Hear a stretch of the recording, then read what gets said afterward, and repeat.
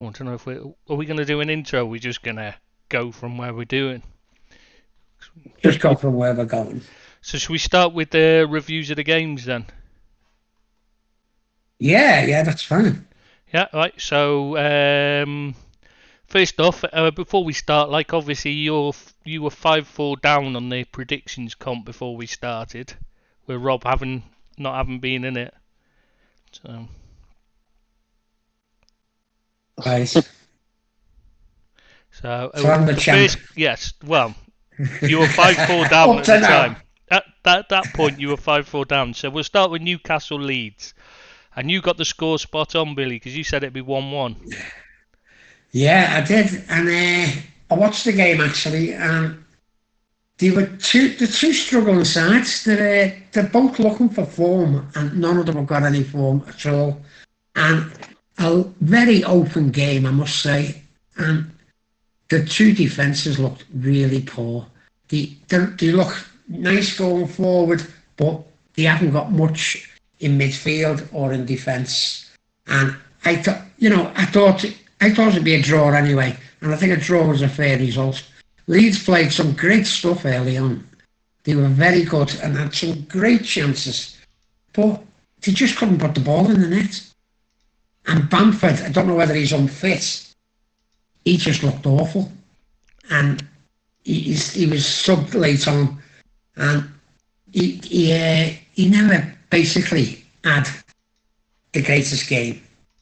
But they scored early on, and it looked as though they could have took the game away from Newcastle, but they ended up drawing, and in the end they were hanging on at the end. So you know they're not two great sides, but it was quite an open, entertaining game for me. Mm. Did you watch it, Rob? No, I didn't get to see that one, unfortunately. You had the score Yeah, wrong anyway, Rob. You had them down. You had Leeds to win, as did Deeps. So. Not yeah. surprised. Odd one though. Leeds just don't look the same team this season. But then they struggled last season at the start, didn't they? They had a few. They were a bit up and down. yeah, Mm. yeah, but they look as though they need a couple of players and they need a goal scorer because I don't think Bamford's the answer. Nor He's me. not a bad player, but he's not a prolific goal scorer. You find that the teams that struggle are the ones who haven't got someone who scores for 15 goals a season that you need up front at Yeah, least. he's not a good player. I don't really rate him at all. He's all right, like he works hard, but you know what I mean. As a goal scorer, I don't rate him. Yeah, I know he It needs scored quite. activity. Yeah, I was going to say he scored loads last season, but they were creating 500 chances a game. Like you know, what I mean, I'd have scored yeah. if I'd have been playing for them. So yeah, I'm not The Brazilian impressed. guy looks good for them though, doesn't he? The Who Brazilian does? guy on the right. Rafinha. Who's the Brazilian? Rafinha, yeah, he scored. And he looks a bit of a player. But he again missed a couple of chances. Mm. And as did Calvin, missed a couple of really good chances as well. And they could have put that game to bed, but they never. And in the end, as I say, they were hanging on at the end, and Newcastle took full advantage of them missing that many chances. They're not a good side either, are they? Newcastle. No, that looks No, shocking. yeah, they're a poor side. And as I say, Leeds, if they had more about them and could have finished, they could have been 4 up at half time. I Mm. said on the site, I was speaking to the Leeds lads, and they said this game should have been put to bed a long time ago. And they all agreed that they're missing too many chances. And they're all having a go at Tyler Roberts. He's just not a very good player at all. I know he's only young, but he's just not doing business. And He they're not doesn't happy look with him. something. He doesn't look right at all, does he? No, he doesn't. No, no. Mm.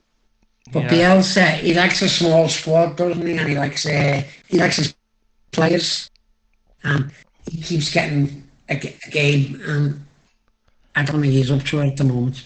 Roberts. You got to think that the problem must be that they weren't able to recruit who he wanted because I can't think that he's the one he wants in the team. He's got to be there by No. default. Got to be. You'd think so. And the supporters definitely think he is. Yeah, I know on their site they don't like him at all, do they? No.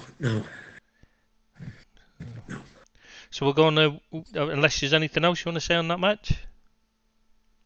No, not for me. Not for me. Yeah, I didn't think you'd want to add anything, Rob, considering you said you didn't see it. We'll move on to. Sorry. I saw the highlights. That Rafinha's got a wonderful left foot. I do like the look of him. Yeah, he has, yeah. Yeah, I wouldn't mind him at all. If you were looking at players you'd want to take from a club, he'd be the one you'd take from there. Definitely. Yeah, certainly. He's the standout by a mile for me. Yeah. Other than that, Okay, it's only moving Calvin on. Phillips, isn't it, they've got? Anyway, we'll move on to Wolves-Brentford. Obviously, Wolves were celebrating the creation of their own record label for some reason. I have no idea what the thinking was behind that. And you all went for a win for Wolves. Different from Billy saying 4-0 to Deep saying 2-1. There was varying scores, and then Brentford went and beat them 2-0. So it just shows what you lot know.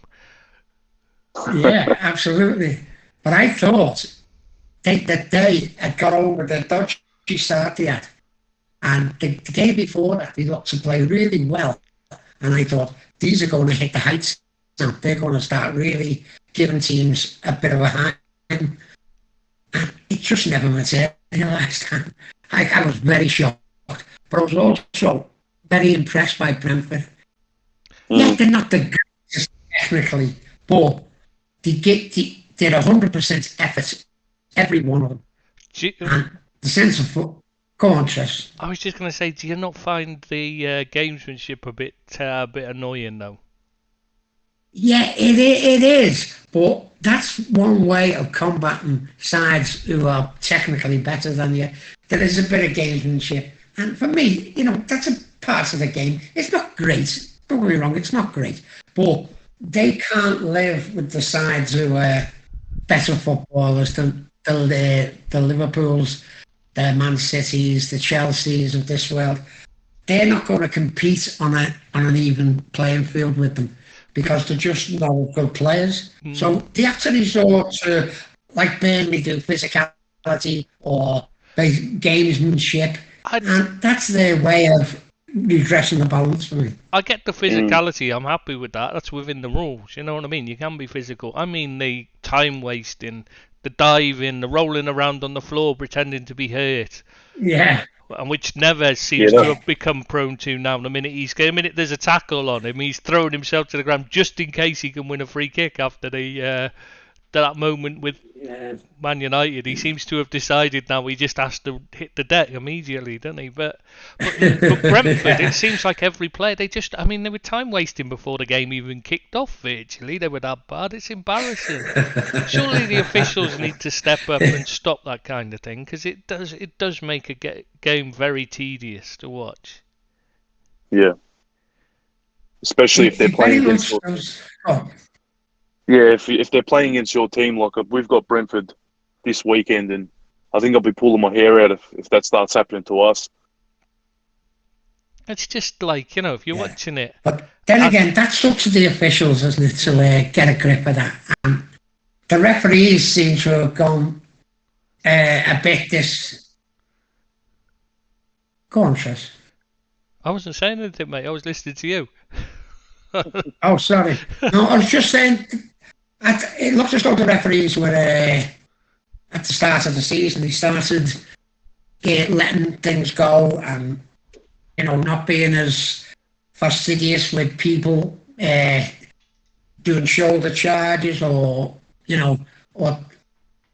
some robust tackling's gone on. They let it go, but you've got to stop all this simulation because it is ruining the game and time wasting. And Brentford are as good as anyone at it, But I'd like to mention Ivan Toney as well, because he is a bit of a player for me. He looks really decent, and he's bit gangly for me for a centre forward. I haven't got a problem with that, with Calvert-Lewin, but he's got a fantastic first touch, and I think someone's going to come in for him and offer big money. Yeah, he did well to skin. I think it was it Max Kilman for their second goal where he set up in Buemo. Did he do well? I've got to argue on that one. I don't think he did anything well. I think Kilman was just bloody awful. I mean, what was he doing? He didn't have to dive. He's in front of Tony. All he has to do is stay on his feet and take control of the ball. But instead, he throws himself to the ground and makes an absolute hash of it. Made himself look a complete C unit, you know what I mean? It's all his own fault rather than... I don't think Tony did anything particularly special there. I think it was just rank amateur defending. Okay. He had some really good touches. I loved some of his flicks and his... I like a bit of style like that, He had cracking first touch, actually, for such a big man. He's got a really good first touch, I've got to say, I was impressed with Tony. Yeah, I agree. I don't understand why Newcastle let him go in the first place. I did think that was a bit of a strange decision. Because he looked good, especially they were always short of strikers, you know what I mean? Since losing Rondon, they've never had it, who they got? Joe Linton, and they had to bring in Callum Ward this week, obviously, this season. Yeah. No, last season, whenever it was, I can't remember. Yeah. How about Adama Traore again and again every game? The same thing. I don't get it. I don't get it either. To be honest, I think he should be in weightlifting again because I don't know what the point of having all that pace and power is when you just cannot do anything with it. He's just got zero end product, and it's a bit frustrating to watch because he'll go on these really good runs and it's just all this pace and power going forward, and then it just always comes to nothing, and it's frustrating to see. And I think there was a cross he put in right at the end when they were, trying to push to get back into the game, and he absolutely overhit it to the other side of the corner flag, and it was just like, what are you doing, man? He does that every time, though, doesn't he? Terrible. I just do He's not... what you call a one-trick pony, isn't he? He really is. Yeah, he'll have one good game in every 100, and that's enough for people to think, oh, there's something there. Yeah. No, there isn't. Just get rid. He's crap.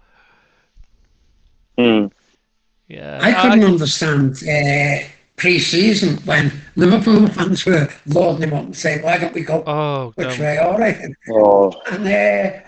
not maybe. I've always thought he's a bit, very limited player. He's got speed and he's very robust, but his end product is as bad as anyone in the division. I think this is probably the worst because he gets so many chances to do something with the ball. I mean, probably more than any other single player in the league, and yet he gets nothing. Do you think he's past the point of improving on that area? Yeah, I think he's well past it. I don't think he's... If you haven't got the intelligence to start making improvements by now, then you you're just not listening, are you? That's the thing, with a player like that. So I'm with you there, Trish.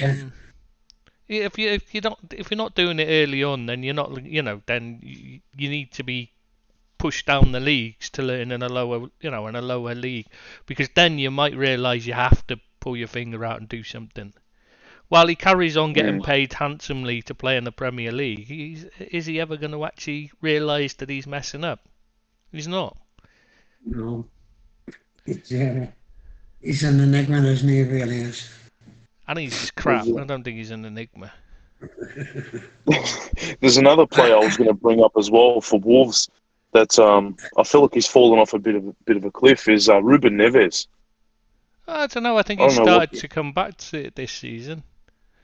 Apart from the stupid diving. I saw him in the game on the weekend, and he gave away the ball. It almost cost him a goal as well. So I don't know. I can't remember. Yeah. I don't think this is his best, I must admit. No, he's not, but he's definitely... I think he's improved over last season, where he was awful under Nuno. And you got to remember, he's playing a different role now under Bruno. So it's like a fresh start. He might come on a bit, but with Rob on this, I don't think he's been very good at all this season. No, I didn't actually say he'd been good. I said he'd been better. There's a difference. Right. So we move on to Couldn't have been any worse. Yeah, exactly. It was awful last season. So we move on to the next one, because that way I can leave you two to talk while I change the battery in my headphones, because the battery's just about to die. Start beeping at me. So if I tell you the next one, Burnley Arsenal, which of course Arsenal won 1-0, and yet none of you had that, which I'm surprised at, because I know Burnley have done well against them like the last 2-3 seasons, but before that Burnley have never beaten Arsenal before like a couple of good results. That's it. They were always, even though Wenger used to whine and whinge, Arsenal always battered them, always. So I'm really surprised they always picked up a result. So I was really surprised that you all went for Burnley. Well, except Deep. Well, no, you didn't actually. Sorry, I misread it. Only Billy went for Burnley. The other two went for a draw. Yeah, I misread that. Sorry. Yeah. Anyway, so I'll leave you two to discuss the game while I change the battery in my headphones. So off you go. Billy, take it away. Go on. All yours, Billy. Did you watch the game, Rob, at all? I didn't get to see that one. I did watch the highlights, and I know it's not telling because you're not watching a 90-minute game. And I feel like if you're going to make a lot of strong comments and you want to, chop down a performance, you really do need to watch the full 90. But from what I saw, which again is just the highlights, Arsenal still did not look good to me. I still don't think they've turned the corner. I don't think there's any sort of, upwards. I mean, look, it has been good for the two results that they've had, but I still think they're a very poor team, and I still think coming up against better teams than obviously Burnley and Norwich, no disrespect to either of those, I still think they'll get battered by the better teams. So that's just my opinion. Yeah, the game, for me, Arsenal didn't do much. They probably just had that little bit of quality with the finish to win it. But there wasn't much between us, and there were two bad sides, really. And I think they've been bad all season, both of them. But it was a very dour game for me to watch. There wasn't a lot of skill on offer, not a lot of movements, and I thought they were both very static. And although there was the odd chance, it wasn't great as a spectacle. And I think that's been Arsenal all over this year. Yeah. They just don't play as a team. There's too many individuals in the side. They're not very good individuals, so how they're going to be a good team, I don't know. What do you think of Burnley? Burnley? As you said, Burnley aren't the same Burnley of last year. They've regressed, and the players that they've got aren't really playing like a team as well. They've always been a team ethic, and it's got them through games and got them results. But this year, they don't look to be on the game at all. That might change. I know they've only played a handful of games yet, but they're struggling at the moment. And unless they start getting results, they're going to end up in the relegation place. Yeah, they lost a lot of players in the summer, didn't they? And that's looking to be costing them. Yeah. Yeah, they're playing players they replaced. You know what I mean? They were still around, but they'd replaced them originally, and now they're having to play them again. That's seriously worrying. I know, but I thought with the signing the week before of Sean Dyche signing the new contract, I thought it might have given them a bit of belief that the club believed in what they were doing, and I thought he'd take them forward a bit. But that was poor. That was poor on Saturday for Burnley, and Arsenal went much better as far as I'm concerned. Can you see them do? I can't see that unless they invest heavily in January. I can see Burnley in a relegation dogfight at best. Yeah, very much so. Very much so. Nice goal from Odegaard as well. Nice free kick. Yeah, he's done well. It's quite worrying when you're a team like at Arsenal's supposed level, when you're having to rely on a quality of free kick like that to beat a team like Burnley that are struggling at the bottom of the table. That's why I feel. Yeah, you're right. I mean, that's the kind of thing that only happens once in a blue moon. Yeah. So, yeah, they need that. I think we all agree that the two struggling sides at the moment. Arsenal picked up two good results, like Rob was saying there. They have got two really good results. They haven't played well to get them results, by the way. But they've got the rub of the green, and, you know, I'm not saying that they're not 100% effort. I just don't think that they're set up like other good teams are set up. And they've got good players. They have got a lot of good players. But they're just not producing it. And I think that's down to the manager. I think we've spoken enough about the manager, but I think he's just not got them firing. And I think if there's going to be a manager out the door, it's going to be Mikel Arteta. He'll be one of the first. Yeah, spot on. Yeah, I would have thought he'd be possibly the first, to be honest. Yeah, I can't think who's. I was trying to think of somebody who could be ahead of him, but I can't see anyone ahead of him. So should we move on to the next one? Yes, go on, mate. I agree. I've got to agree with that Dreadman on the chat, by the way, before we start, because he's saying it ought to be a good podcast to listen to now that they've got rid of that Deeps guy. Obviously, Dreadman is Deeps. He's right. It's definitely improvement, isn't it? You can tell the professionalism's increased without him. It's definitely gone up a level. So we'll go on to Liverpool Palace anyway. And Billy, you had the correct score at 3-0. Deeps had 4-1 and Rob had 4-0. So you both all got the correct result, like. Well, this is Rob's goal. I was going to say, Rob, do you want to take it away? Sure thing. So initially pretty shocked to see both fullbacks were not starting, especially Trent. I didn't realise he was laid out due to some illness. And I was a little bit worried, I'll admit, when I saw Milner starting at right back.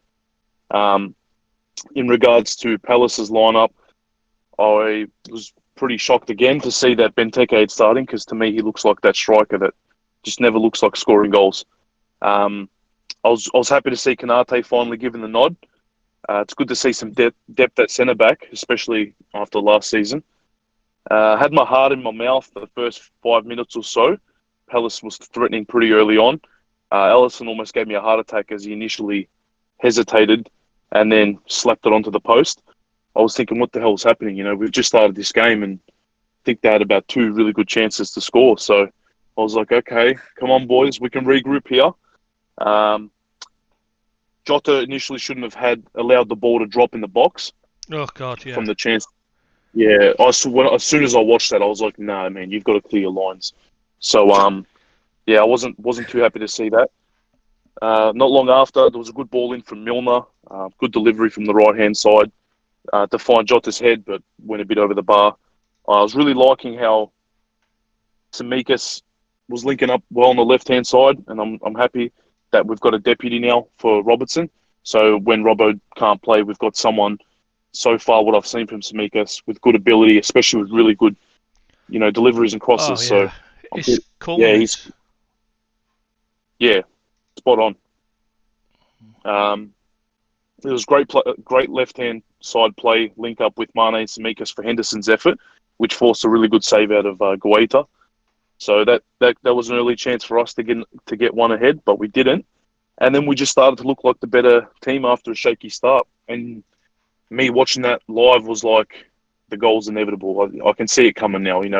We took a bit of a slow start. We're starting to push forward. We're linking up really well. We're getting the width going right, and I'm thinking, here we go. We're gonna see some goals. I think Konate did really well up against Benteke, as Benteke was powering into the box at one stage. And he was another one for me that was getting a bit better as the game went on. And when I just looked at him, what I saw, he just seemed very calm. He always looked like he was quite calm out there, especially it was his, Premier League debut. So that was a positive sign. You can imagine all the emotions and how he'd be feeling, but he looked like he was taking it quite well. Thiago was, in my opinion, controlling the midfield really well as he was getting the ball moving along very nicely.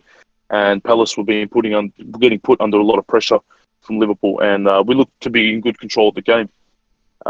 Then we had Jota's miss, and I kind of want to be harsh because I couldn't believe when he missed it from that close range, but at the same time, Tris, I don't know if you saw it, do you think the ball maybe bounced up a bit too high, or do you reckon that's just a really bad miss overall? The Jota miss you're on about, where he just skies it over the bar? No, that's just poor. Yeah. Just poor finishing, yeah? And not from that distance. You have to, that has to go down as rank really bad. You can't miss from there. No matter how much it bounces up, you should be able to adjust and get it in from less than 2 yards out. I want to go harsh on him, but I didn't want to be stopped. So I do agree with you. I didn't want to, go too hard on him just in case. But yeah, I think as well from an angle like that, from being that close out, you've got to put that one away. And I didn't think he was playing well. That was just my opinion up until that point either. But that's one of those things that can happen to the best. So yeah, he was.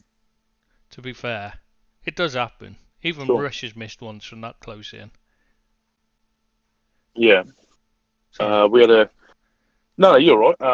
Just before half time, we finally got the goal. Woohoo! It was good to see. Sneaky little header from Salah, which did force a really nice save from Guaita. There wasn't a lot he can do from there. Maybe it's, again, hard, but maybe Palmer a bit further out, but he just got a hand to it and allowed Mane to react first and score. So, again, I think I mentioned it last time. I was confident and I was sure Mane was going to get back on the scoring sheet, and very happy that he has. So it was good to see that. Good to see Mane smiling. And then going into the halftime break, I had, again, very positive and great feeling that we're going to come out and score some more goals. Second half, there was a good passage from Palace for the Edouard chance.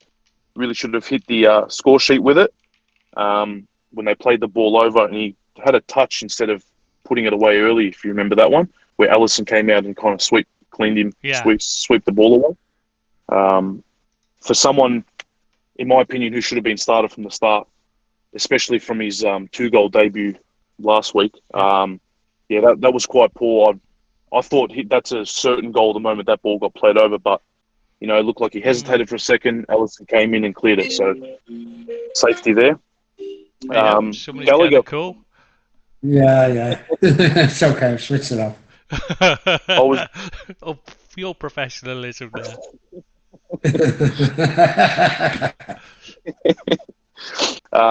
Gallagher was playing. I think he was playing all right for Palace. He was grafting well and he was trying his best. I don't think he had a bad game at all. But my James Milner proved me wrong. He was fantastic, especially filling in at right back. Like I said, initially I was very nervous when I saw his name playing there, but he had a blinder and he pocketed Zaha the whole game. Yeah. Our second goal from Salah, great volley. Just killer instinct there from him. Hit it sweetly. Very hard to stop from that range when you've laced it. So, he just looks to me to. It's hard when he's been at Liverpool for a long time now, or a decent amount of time. But he just looks to me like every season he's getting better. He's physically in amazing shape. I almost had my top off when he scored. I was that excited. But he just looks to me like he's getting better and better, and he's become one of the best players in the world. But yeah, look, I was back to Konate, considering it was his debut. Very happy. Got another block on Edouard late, and he just, when you watch Konate on the pitch, he just looks so, towering. Like he's a big lad, and I don't know. To me, I liked for a debut. I liked him. I like his presence. I like his calmness, and I think he had a good game. Again, Zaha pocketed the whole game. I don't know what was going on with him. Not like I think he's amazing in the first place, but when you're going up against a 35-year-old Milner, I'm pretty sure he's 35. I'd expect him to skin him a few times for pace or get around him, but he got pocketed that whole game. Do you not think he's a bit of a Traore, no end product? Yeah, it's a bit like Traore. He's a bit better than Traore, but very similar. By the way, poor Billy's getting crucified on the live chat about his age. Yeah, they're saying, isn't it a bit? Apparently, it's 9:30 p.m. It's past your bedtime, Billy. And the other thing was, it's a dream for a lot of modern science to extend life for as long as he has managed. I got to say, they got a point. That's fair comment, yeah. You can't really argue with either, can you? No. Obviously, unless there's a Coronation Street special on late, in which case you're allowed to stay up late then, aren't you? Yeah, absolutely. Sorry, Rob, didn't mean to interrupt you, but I just thought I have to mention that. Just the last couple points was the strike from Keita, very late on in the game when the game to me was already done. What a hit! I mean, I didn't expect that from him, and he looked almost as shocked as everyone else did because his celebration killed me. It was pretty funny. And look, all in all, it's just a great performance. Another well-deserved 3 points for us, considering as well we again didn't have our fullbacks in, but fully deserved victory by the better team. And I'm very happy with the start to the season. So you didn't subscribe to the nonsense that, obviously I get being sports here, and we had Richard Keys and Andy Gray saying that Liverpool were lucky and that the scoreline flattered them, and I was thinking, I must have watched a different game, because almost every chance Crystal Palace got was made by Liverpool making errors because they had a brand new back line in there, and that was the only chances they got. I thought Liverpool actually. I thought Liverpool deserved to win. Easily deserved to win. I thought they had a few good moments, but you're not going to win many games with Benteke playing here. No, exactly. Why he gets to start is beyond me. It really is. And going back to Zaha, what you were saying about Zaha, I think he'd be a lot better player in a better side. I know that's obvious. But I think if he had other players around him, I think he's got the trickery, I think he's got the skill to do a lot better. I think he's stale at Palace, and I think they're ruining his career. He needs to go. I disagree on that. I think he's just crap. I think you watch him and he's exactly the same as Traore, but he's got that. I'm trying to think of a player to compare him with. And he's that one where he just does the extra touch when he needs to play, when he should be playing it across. It was something that used to frustrate the life out of me with Lallana at Liverpool, where he'd take too many touches. You're thinking, just play the pass. For fuck's sake, another 3 touches. And that's what he does all the time, and that's why he keeps losing it and whining. I know who I was thinking of, Grealish. That was his problem at Villa. I think he's the same. Zaha, he's just too greedy, thinks too much of himself. He doesn't realise he's not that good. He thinks he's Lionel Messi. But that's why I'm saying about him.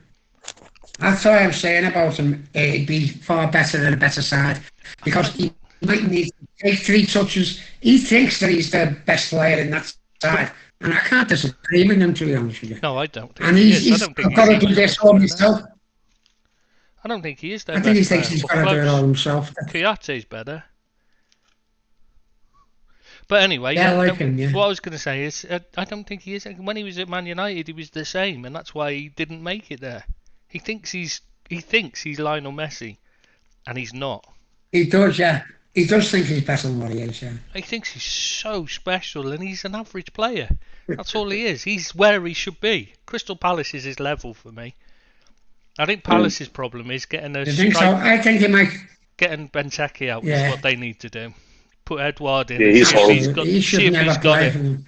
I don't understand why they gave him a contract. It's beyond me what we see in Benteke. I was surprised when Liverpool actually signed him. He's not a Liverpool type player. He's not a very good player at all in my mind. No, I was absolutely gutted when we signed him, and he showed himself to be terrible. I know he looked good at Villa. People thought he looked good, but he had no movement, and he doesn't get into the position. And when you're a big man like that, the first thing you should do when the ball goes out wide is get yourself in the box to get on the end of it. Whereas he just saunters around on the outside of the box. You're thinking, what are you fucking doing, you idiot? Just get in the box. You've got to be wanting to header that, haven't you, when you're his size? Yeah, he's no good. Oh, awful player. One of the worst signings we've ever made. And big money too, off memory. Yeah, 40-odd million, wasn't it? Yeah, something like that. One of our players that were missing has come back, I think. Deeps is I believe. Has Deeps joined us at last? Is he? Oh, there we go. Yeah, here he is at last. The prodigal son. Hello. Hello, Deeps. How are you, mate? I think it's more like the prodigal son of a bitch. Yeah, well, I didn't like to say that, but that was what I was thinking. Did you watch the Liverpool game, Deeps? No, I didn't. Oh, right. He didn't want to be scared. We've been just...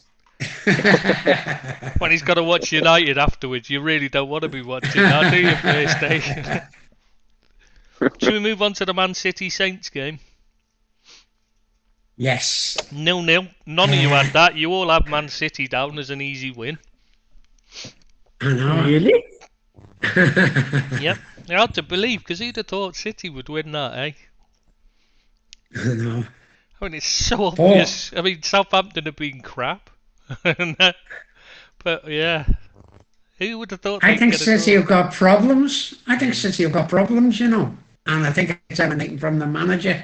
I think when he come out with the statements about the supporters not being there, and he wasn't going to apologise for it, and he was basically having a go at the club and its supporters. And I think there might be a bit of a rift there, and I don't think it's helping them one little bit. I think there's a bit of harmony in the club, and I think that's why you draw 0-0 with Southampton, because if you look at the two sets of players, it should be an easy win for City. It's an odd thing to get into an argument about, though. Why ask more people to come along and watch their home games in the league when they've pretty much had a full house every game? For when they've had when obviously they didn't during the COVID thing, but when it's opened in Premier League games, they get 50-odd thousand every single week. So I don't understand why he was asking, as if they don't fill the ground. It's like, I know they don't during the Champions League, but everyone knows the fans are in dispute with UEFA. Well, actually, most people don't seem to know it, but that's where the issue comes from in the Champions League, because the fans are in dispute with UEFA. So they don't go along to them unless they're big games. Obviously, when what fan misses them? That's the thing, isn't it? That's a totally different thing then. It just seems a strange one to me. Why you bring that up? You're having to go at the supporters. You're having to go at the club. Why would you want to create this harmony between the supporters and the players? I'm threatening to leave. When they said, hang on, we fill the ground every week. When the supporter came back and said, maybe you should stick to coaching, him saying, right, well, fuck you then. I'm going to go then if you're going to be like that. That was his attitude. It was like, Pep, you child. I think he just wants to leave. I think you're right, Deeps. Yeah, it's like we've seen similar scenarios with Mourinho when he wants the sack. Yeah. Trying to just fight with everyone, speak at the smallest of things and everything. Maybe he just wants to move on. Maybe he doesn't want to wait until 2023. Yeah, maybe he just signed the contract because he thought I'd get myself a nice big payoff if I get the sack now. Oh, but he's not going to get the sack. Come on. No, he's just going to get the huge compensation for leaving early. Yeah, but that's still a sack, isn't it? Not much to say about the game, though, is there? Because it was a very dour game. In fact, Southampton could have won it with a penalty. They should have won it. Yeah. Yeah, that was a penalty for me. I don't understand people. Yeah, it was penalty for me. I don't understand it. Sorry, Rob. You're going to have to close your ears here because I'm going to criticise your boyfriend, and I know that's going to upset you. But Abby doesn't see how that was a penalty by Walker, and I can't see how it wasn't a penalty by Walker, and I can't see how anybody can't see that Walker just flattened the guy and got nowhere near the ball. So how is that not a penalty? It's a bit like the Palace one. They should have had one. Chris, you can just stop at Abid can't see. Yeah, that's true. He's not got a clue, let's be honest. Sorry, Rob. I know. Please don't cry. That one hurt me. Sorry, mate. Truth does hurt, though. You have to get used to it. You know, when you two are married and that, like, you're going to have to get used to him getting criticised a lot. It's just one of those things that happens. Going back to the game, did you think that City were below par? Well, they are obviously below par. Do you think that there's a bit of upheaval there in the dressing room? Why they're not playing as well as they should be? I don't know. I think they're missing the number 9. Yeah, very possibly. Yeah. But they've still got goal scorers in them, and they're just not producing the goods. Do you think it's a little bit too early to hit the panic button if you're a City supporter? Oh yeah, very, very much so, Rob. It is too early, but there are signs there that not everything's kosher at the moment. You know, nothing is really standing out and saying, you know, this is a City side that's going to be vying for and a favourite to win the league. They don't look like that side to me at the moment. Things might change, but at the moment, I don't think they're looking 100%. Yeah. But they were quite poor last season. Yeah, they only have to stay in touch until January anyway, if a striker is what they need, because they can just go and get one then. Yeah. Or they can just build a head of steam like they did last season as well. People seem to forget they were very poor last season. They were poor for longer than us. Yeah, they were weren't they in the bottom half for right up until like October, November time, weren't they? Something like that. Yeah. But I wouldn't put a time frame for last season because it started quite late. But they were in the bottom half for longer than we were, and we were calling for Ole's head start of last season. Just think of it like that. You still are. I was going to say that, but we were 15th for quite a long, and you were above them when you were 15th. Remember, they were 16th, weren't they? Yeah, that is what I'm saying. We were like 12th, 15th, whatever, and they were still below us. For the difference is Ole conceded even when you had a chance of still winning it. That's real. That's what I don't. We won't get into that. Sorry, we've not got. Yeah. Forget that. We won't get into that. We were talking about things. Do you not think that we're underselling what Southampton did though?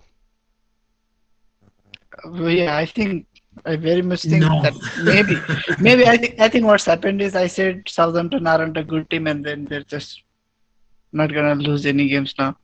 I wouldn't be so sure. I still think they'll lose a few. Yeah, like when we're predicting the game against West Ham, I say Southampton are not a good team, and they've not lost any game after that.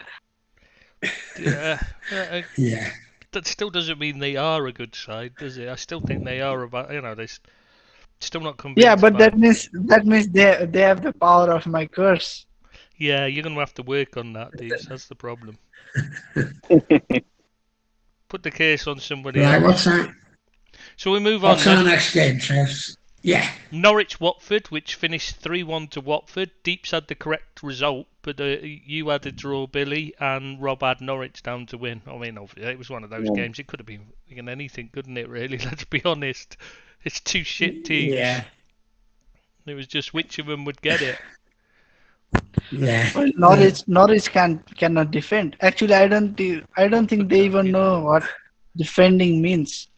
They don't even try to defend. When you've got Ozan Kabak and Grant Hanley in there, there's a reason why, man. Yeah, that's not a good setup, is it? You can criticize their personnel, but they're not set up to defend at all. No, that's true.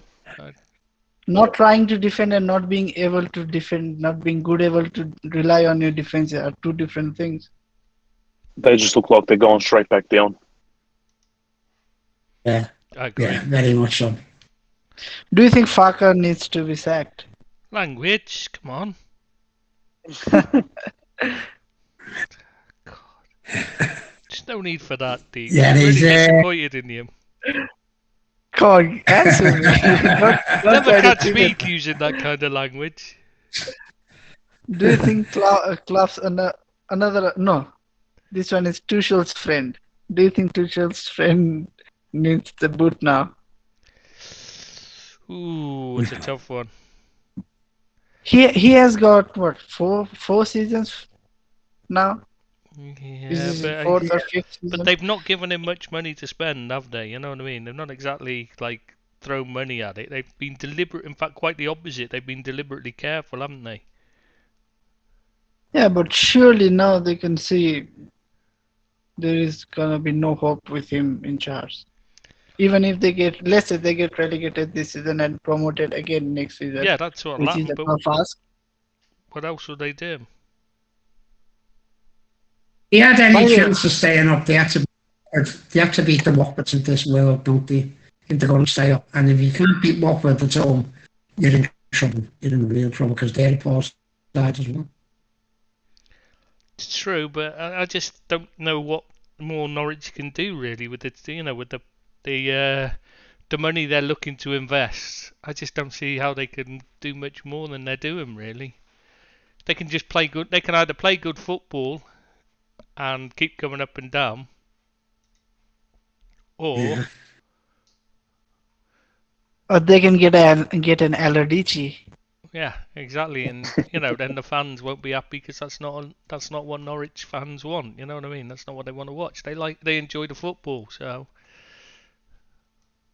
I think I'd say you'd stick with him. Surely, well, he wants to do it, and they're not going to stay up. They've not, there's no way they can do unless they find a top striker, and a team like that just isn't going to find one except by pure luck. Because they've not got they haven't got the finances to go and buy one. Yeah, they're in trouble. We know that, don't we? They're in big trouble. Yeah.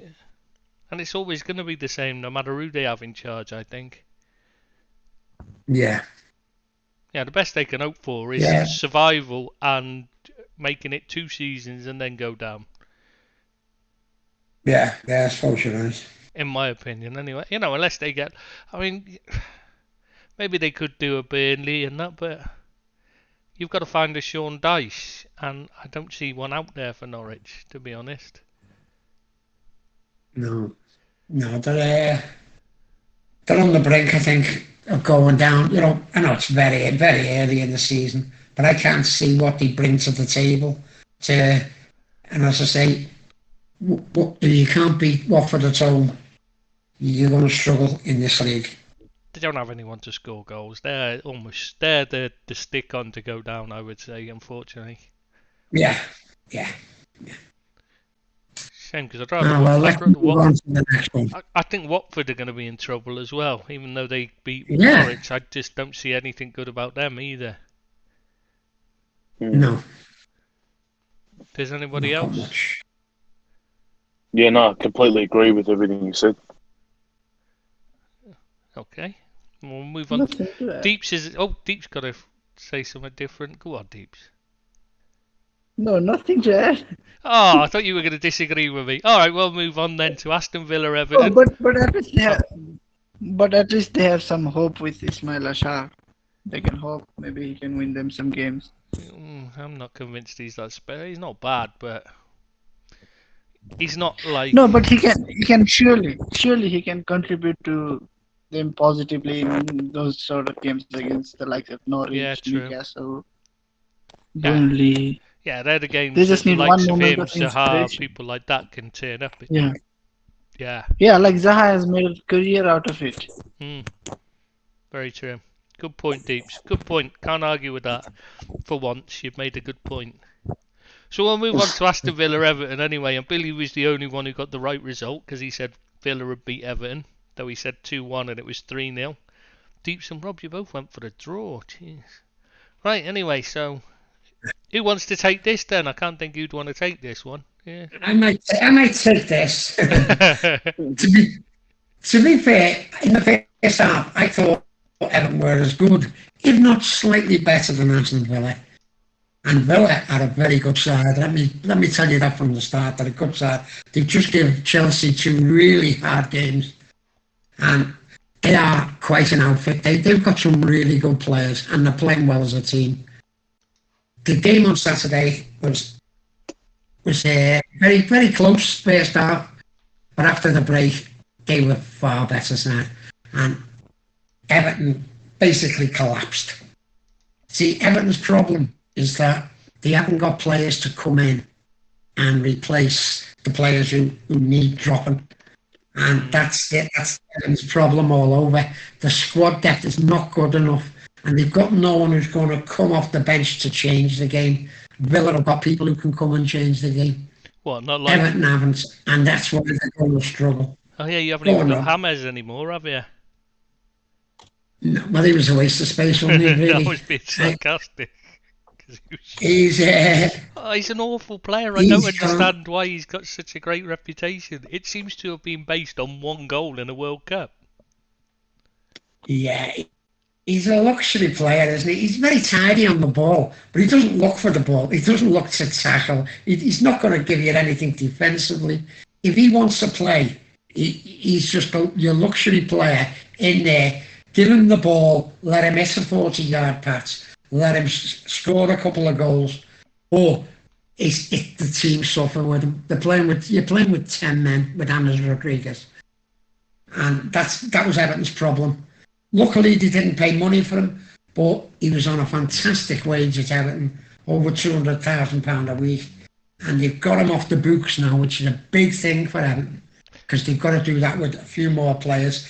You've got to get off the books before they can progress. And I feel sorry for Benitez. I think he's doing his best. I think he's a good manager.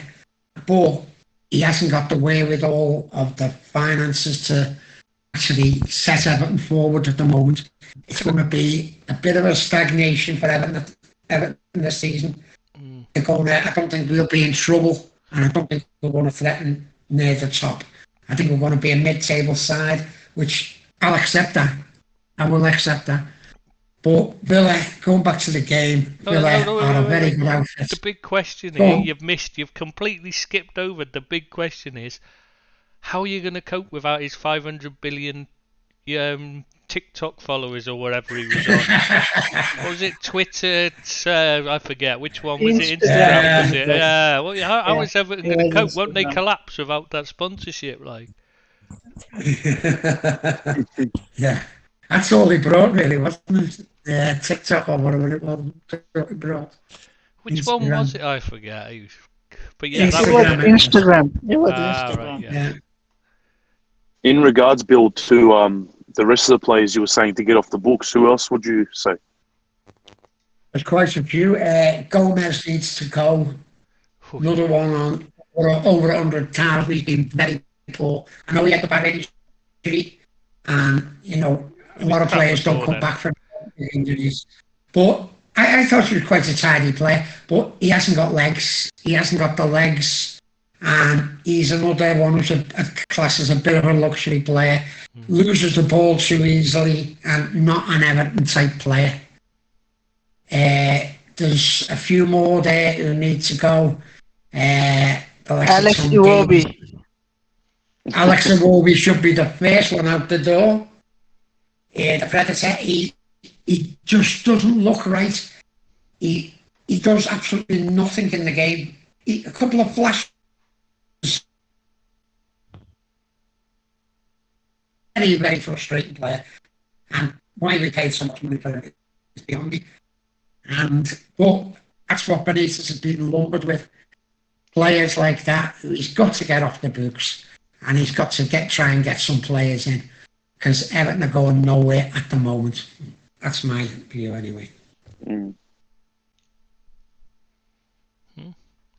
So, what you were saying about Villa, though, you were about to start on Villa. Yeah, I think Villa are a very decent outfit. I really do. I think they bought well with the Grealish money. I know they bought them before, but on the promise of the Grealish money. They've got some nice, tidy players, and they're a good unit as well. They've got some very strong players, and overall they're good. They haven't got really many weaknesses. You could say they could score a few more goals, but they're going to be in the top 7 for me. Ings is a good signing. Yeah, Ings is a good signing. He's always going to do well for whatever club he's at. But they're one of the tidiest sides I've seen up to now this season, and I think they're going places. Do you rate Buendia? Because I'm not that big. I don't understand. Yeah, I do. You know. Do you? I do. You know. I do rate him. Yeah, I think he's got a lot of good attributes, and I think he'll be one of the stars for them.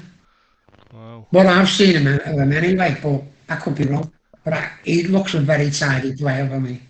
I'm not a big fan of his at all. Works hard, but he's slower than a week in jail, and he just doesn't offer enough. You know, he just doesn't do enough for me. I just don't see what he offers them. I'm not sure he fits their team the way they play. I like him, but I like a lot of other players, to be honest with you. Like McGinn, like a few of them, you know, they're good professional players, you know, and they play as a unit. And I think they're going to be hard side to beat this year. I can see why you'd like. How about Leon Bailey? What do you think of him? Oh, he's good. Is that to Bill or Leon Bailey? He come on, and to anyone. He come on and got taken off and got man of the match. I don't know how that worked out, but I haven't seen enough of him to comment on him, to be honest with you. I think he's got ability, but I haven't seen much of him at Billy yet. But I say they've got some decent players, all round decent players, and I think they're going to be a top side this year. Not in the top 4 or maybe not even top 6, but up there, challenging. Do you need tissues, Rob? What's up? Abid's in the chat. That's all I was just going to say. Oh, he's here, is he? Yeah, he's in the chat. He's not on the voice, obviously, because by the time he got on, we'd be finished. He can't hear us. Yeah.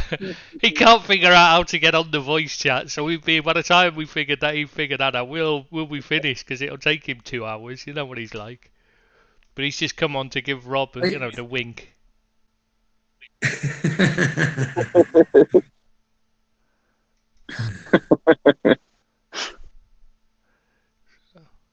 By the way, Billy, would you say Richarlison?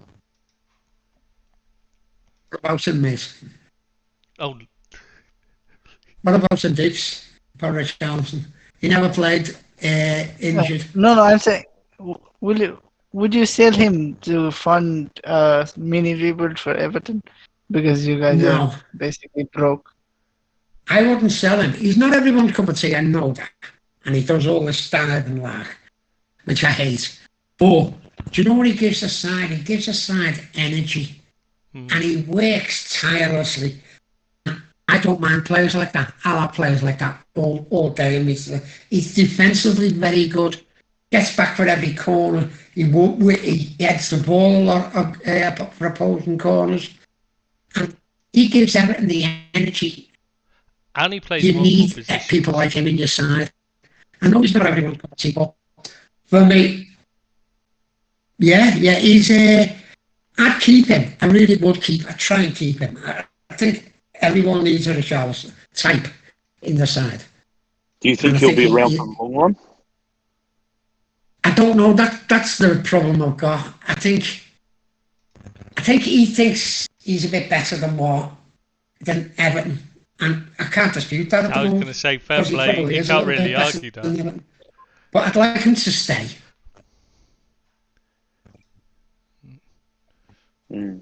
I'm not sure you get enough to. Well, I'm not saying he's a bad player. I'm just. To be honest, I'm not sure you get enough at the moment. Not with the way the finances are. Not in like Everton's finance. I mean with the CV and that going on the coronavirus. The world finances. I don't think there's the finances there for any one player to do it other than someone like Mbappe, who's going to be out of contract anyway, so he wouldn't be worth it. You're totally right there, Tris, because There was talk of Barcelona offering 80 million last year for him. Jesus. And everyone was saying, oh yeah, there was talk of it anyway. And, that might have been all right before pre-pandemic. But now, these clubs like Real Madrid, Barcelona, they've got no money. There's only PSG, I'd say, with money, possibly Bayern Munich. But he's not good enough to play for them for me. And so I can't see anyone else laying the funds out that what it takes for Everton to sell. Everton would want 50 million, I think, for him. Well, you got to And I don't think clubs are going to pay that. Yeah, paid 50. Oh, that would be lowballing.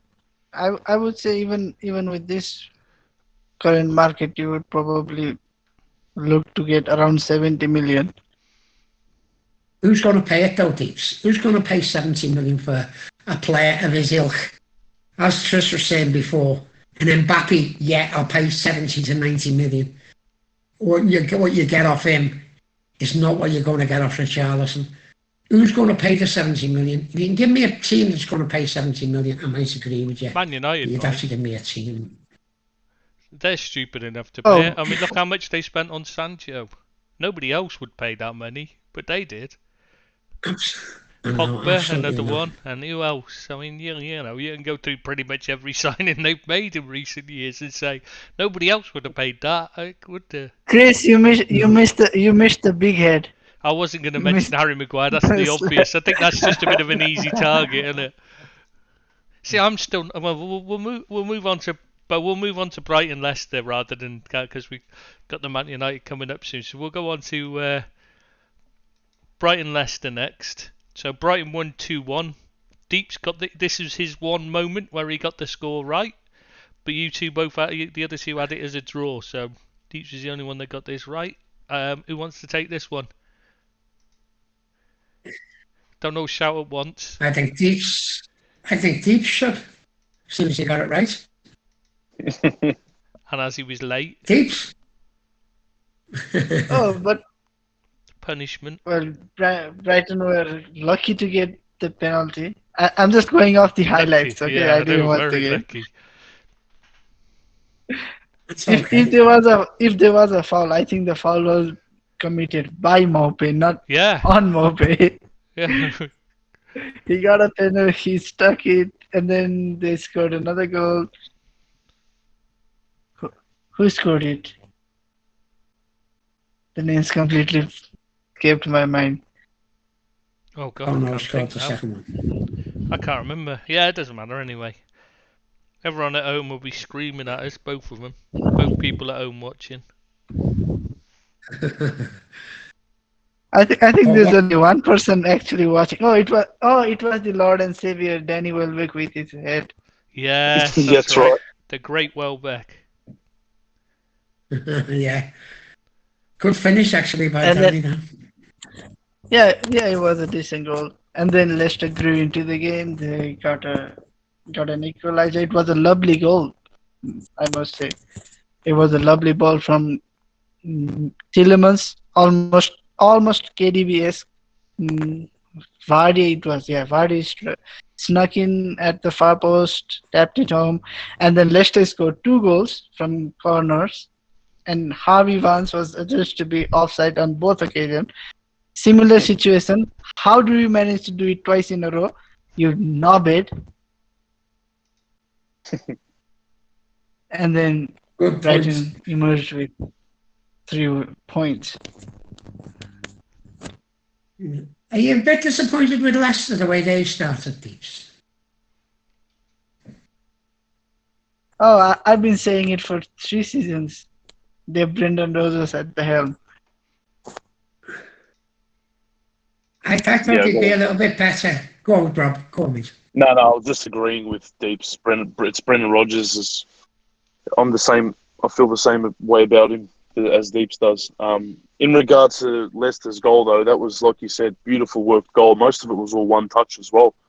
I saw that as well, so I thought that was brilliant. Yeah, but you can't see them challenging top 4 this time. I think they've blown it. They've had their chance and they've blown it. I don't think they're firing on all cylinders at the moment. They look a bit wishy-washy to me in the build-up play. I like Tielemans. Don't get me wrong, I like Tielemans. I think Vardy is having a good season again. And I think they've got some good players. But they're not like a standout side that they have been in the past. The past few years where they're given, they'd have beat Brighton last year. I'm convinced of it. And although I like Brighton, I'm a big fan of Potter. I don't think Leicester are the side they were. Do you not think Brighton have improved as well, though, anyway, from last season? Because they've now got goal scorers. I do like them. I do like Brighton. I think they're a good setup. I think they're a good team. I think they're strong in all areas. And love the manager, I love the manager. I think he's going to go on to bigger things. But they are a very well-run club. And I really like them. I hope they do well. They're the side who you want to do well because they play good football. And they're a nice setup, a nice family team as well. And I want them to do well. They seem to want to do well, yeah. Okay. I think Leicester are basically missing Madison's quality, Madison's productivity from the seasons gone by. Yeah, that's fair enough, Deep. Yeah, yeah, that's a good shout. Most of the chances this season has come from Tielemans, and you can't expect him to be doing it all by himself. I'm not the biggest fan of Tielemans. I know he's got quality, but he doesn't work hard enough for my liking. Tracking back, you know what I mean? So he leaves them very open when he plays. Yeah, but even if... It's very half-assed, Yeah, a bit of a hack as well. I'm not going to pick Tielemans, I'll be honest with you. He's good. He's a good player. He does well for them. And, I can't knock him. I'll be honest with you. He's a good player for me. I think they've got a few good players, but they're just not firing at the moment. And I don't know whether they're going to be that team that they have been in the last 3 or 4 years. Maybe 7th or 8th will they finish. Yeah, lack of discipline will cost them, I think. Yeah.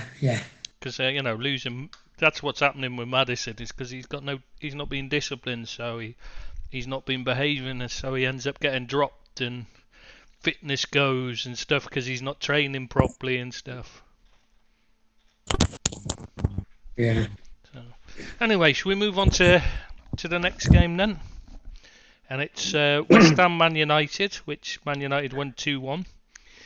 Deeps and Rob both had the right result, though nobody got the score correct, and Billy got it wrong because he went for a draw. So, who wants to take this one then? Is this one for Rob? I wouldn't say so. Go on, Deeps, take it away. I know you love to talk about Ole winning.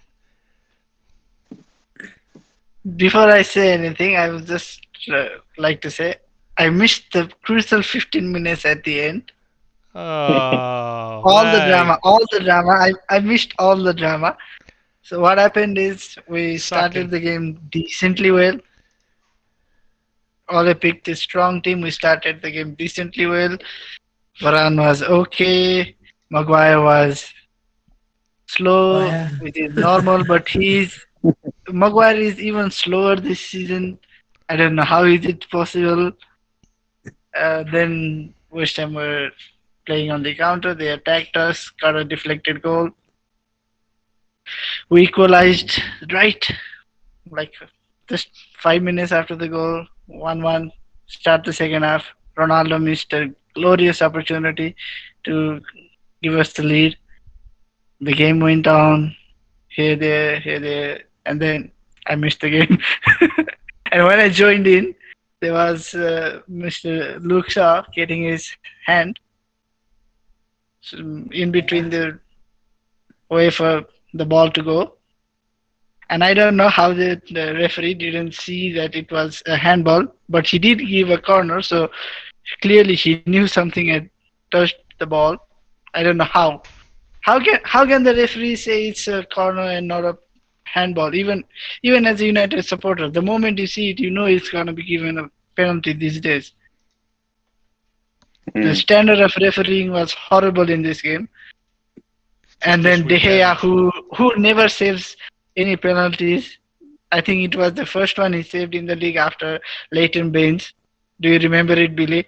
Yeah, I do, yeah. I think it might be the first one after that. He saved a last-minute penalty to give us the win. So surely Ole is going to get lucky again. Right. Can anyone tell me what David Moyes was thinking of when he brought a fella on to take a penalty in the last minute? I think Billy, it was to throw the keeper off. Hang on. Can we just go back there a second? Did you just call him Tris? I'm really hurt if you did. I am really, really, really fucking hurt. I think you need to apologise, Deeps. I'm really upset now. Some things you just go too I would far like to with. take this. I would like. If you apologise to him, you'll be get out. I'm gonna beat you up. I would like to take this moment to apologise for causing hurt to our friend Billy. Oh, you're dead. Because I compared him to dead. A red nose like Tris. So it must be hurtful to Billy. Dead. I'm sorry, Billy. Oh, God. Trish, you should be so lucky to be compared to the gorgeous bombshell like Billy. He wishes. So go on, going back to the game, can anyone give me a logical reason why a player who hasn't kicked the ball would come on and take a penalty in the last minute? I think it was to throw off De Gea. I don't know why, because he doesn't have a good record from penalties, but maybe it was pre-game. If you're going through the penalty routines for your opposition, you would, as a United coach, you would probably look at Declan Rice because he is the designated penalty taker. So maybe no, he's not. That is the only rationale I can give, but I don't think that is a correct rationale. Only penalty taker, isn't he? But why wouldn't you go with whoever's there? That's what you do, don't you? It was a bit silly for me. You know, he's not warm. I think it was just cocky. I think it was cocky and arrogant from Moyes, and it came back to bite on his arse. I'd agree with that, Deeps, yeah. I think it was a very telegraphed penalty as well. Yeah.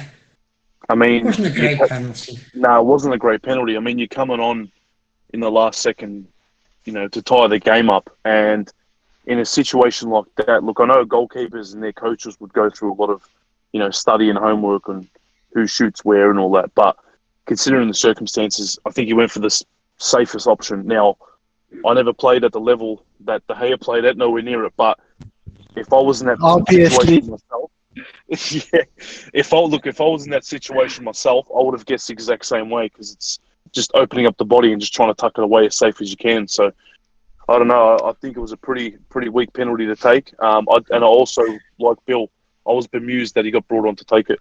It's a terrible decision. Oh, it was a horrible penalty. It wasn't anyway. He was nowhere close to the bottom corner. What's his first kick? I mean, you know, your first kick's normally crap. That's the thing. That's why you don't bring someone on to take it as a first kick. The only time I can remember that working was John Aldridge. It's the only time, and he got brought on to take a penalty. But that was in the you know, when Liverpool beat Crystal Palace 9-0. So it is a totally different thing. It was like 7-0 or something at the time. So it's kind of like, well, you may as well bring him on to score, because he was about to leave the club to go to Spain at the time. It was his last match, so he came off the bench like as a chance to score. It might have even been, I think it might have been the 8th goal actually. So you know, you can take the risk then, but at 2-1. To do something that stupid, I mean, that's a sackable offence for Mike, in my thinking, for the manager. Yeah. Well, his West Ham side have redeemed him. His West Ham side have redeemed him by beating United in the EFL Cup. Are we going to talk about the cup games, or Because I was thinking there's an important thing in there because we got Phil Jones back playing after 20 months, which is obviously highly important. What? Could make the difference for United that Phil Jones is now back playing.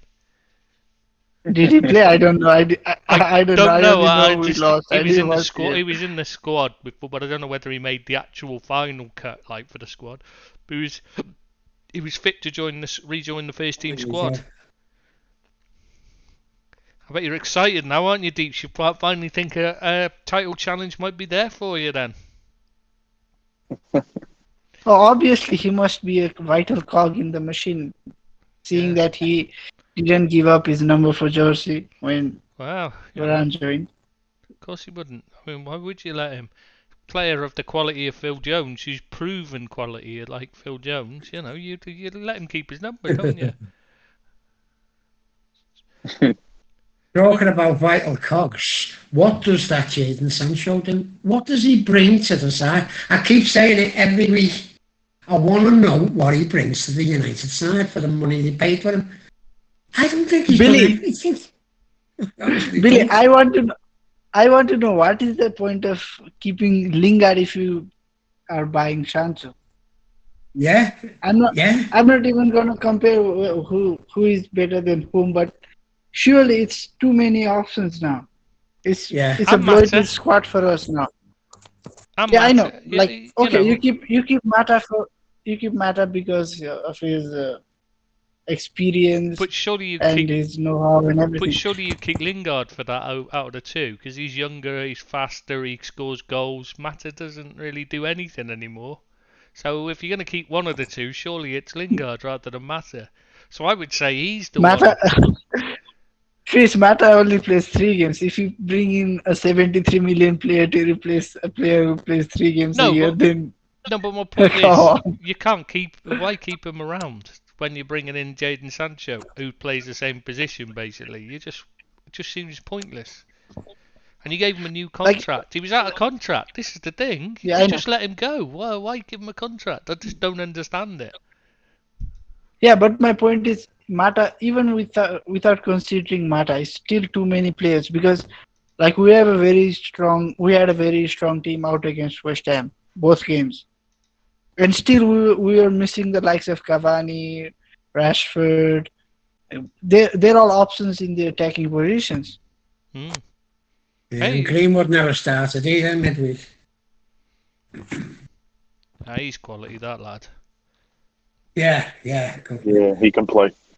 But can I just say one thing about the cup game? And it's that how was the penalty not given on Jesse Lingard when his shorts were pulled off him? We'll move on to the cup games in a bit, Bill. We'll just go on to.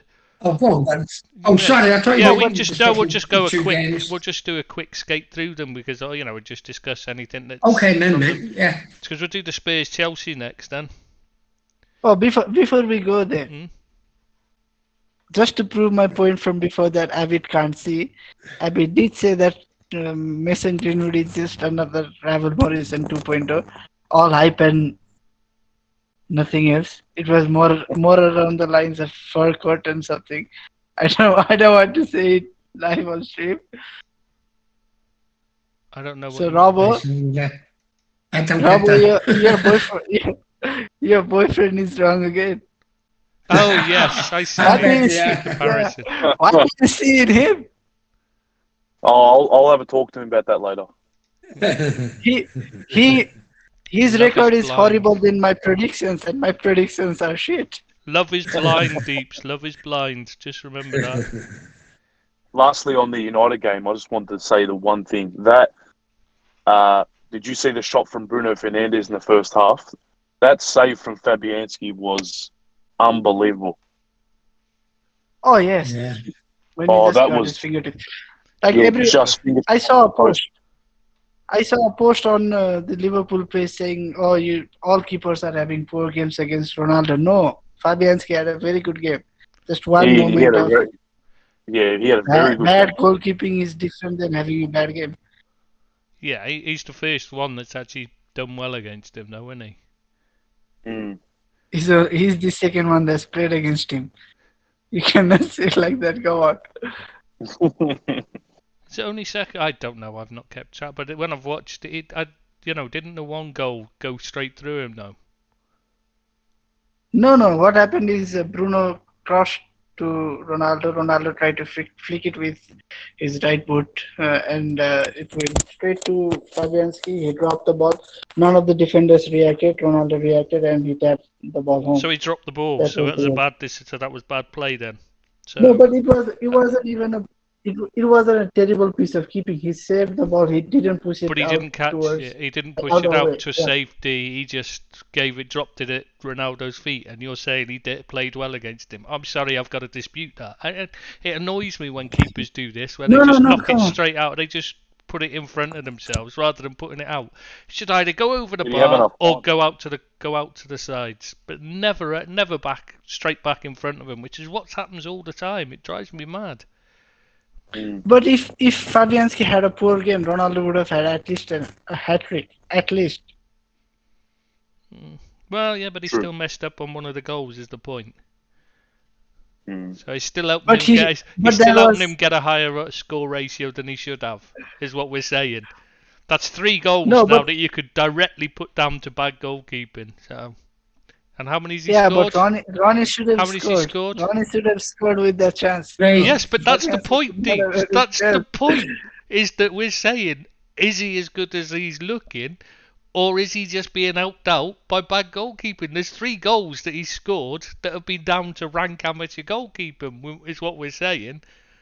How many goals has he scored? Oh, but I think, come on. How many goals has he scored? Just answer the question. 3. So, yeah, 3. So there we go then. So you can't say it's not down to goalkeeping then. If he scored 3 and they've all been bad goalkeeping errors, that means he's being helped by goalkeepers. It doesn't matter that he might have missed a lot of chances as well because a goalkeeper playing well. You're still, the 3 goals he scored, he's been helped with them. Yeah, but he's been helped because he has been the first one to react. Still bad goalkeeping though, to help him. Doesn't change the fact that they shouldn't have fallen to him in the first place, does it? I hope Alisson makes a howler against Ronaldo. I think they're all doing it. I think he must be paying them. He can certainly afford it, can't he?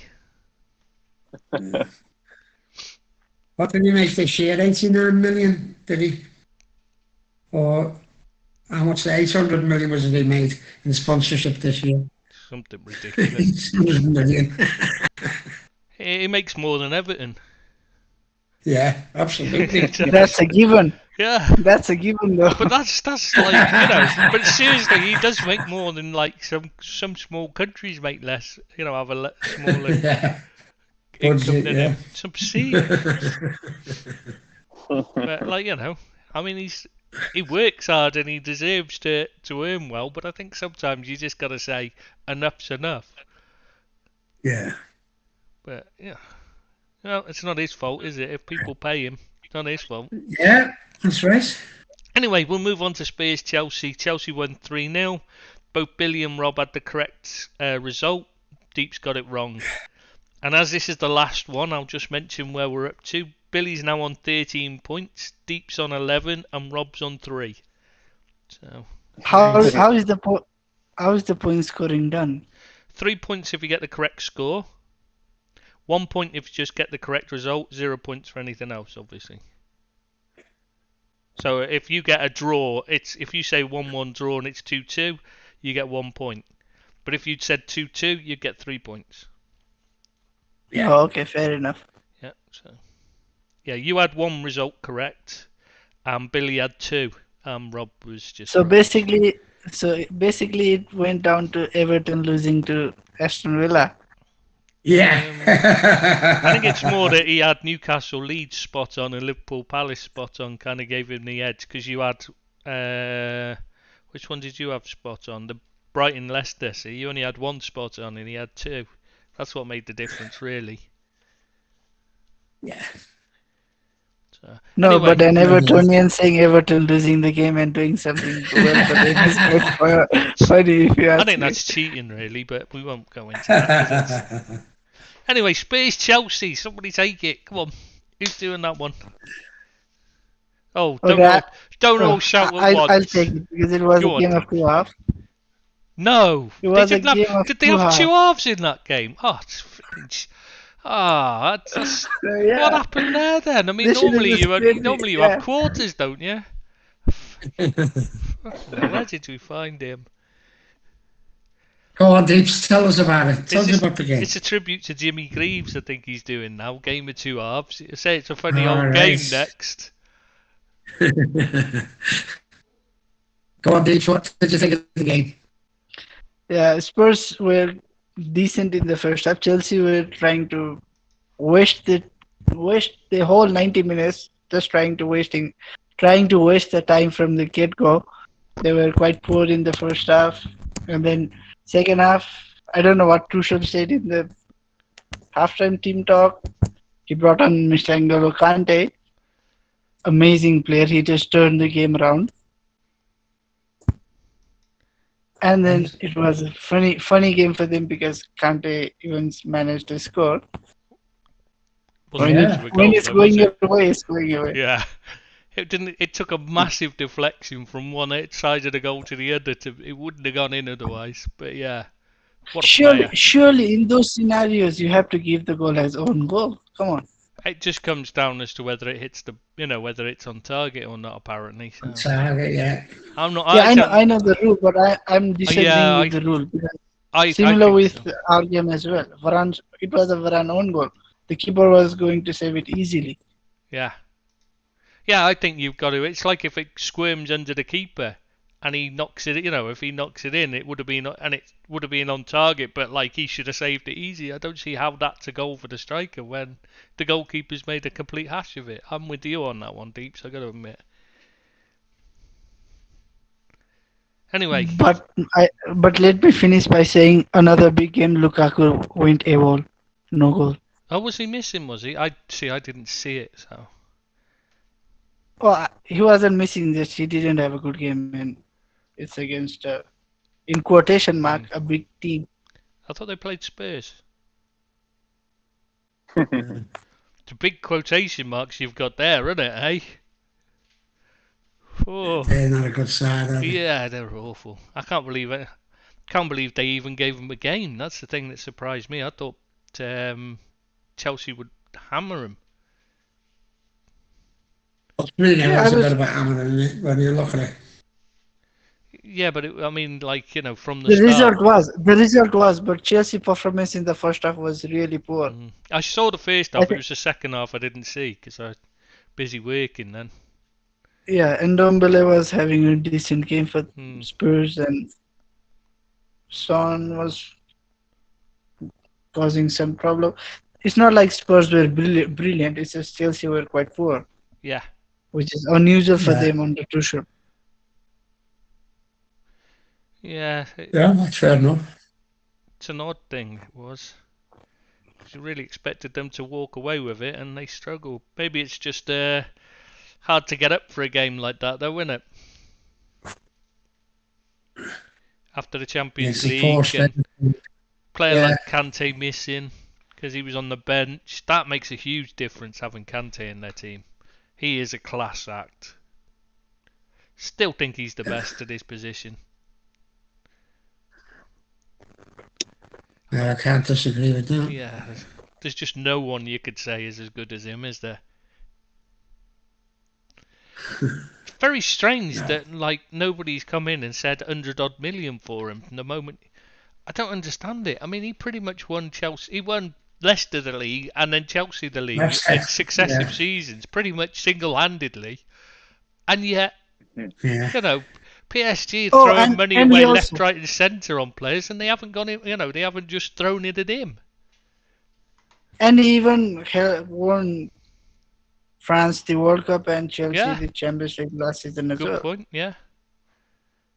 Yeah, other players did contribute, but he was very vital for both. He's the key. If they can keep him fit, they've got every chance of winning the league. But if he's out for an extended period again, with more hamstring problems or whatever it is that he suffers, I'm sure it's hamstring, isn't it?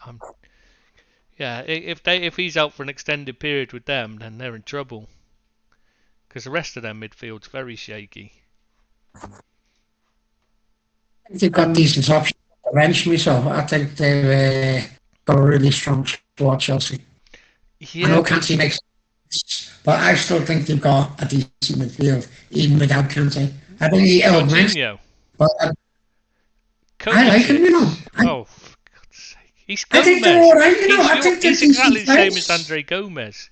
He's... No, not... I don't think so. Yeah, very much so. Don't rate him at all.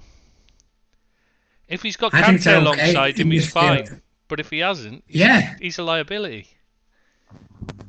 Well, he did win the Euros for Italy without Kante, so... He won Player of the Year, didn't he, as well? European Player of the Year. It's like, what the fuck is going on there? But he didn't win the UEFA Midfielder of the Year.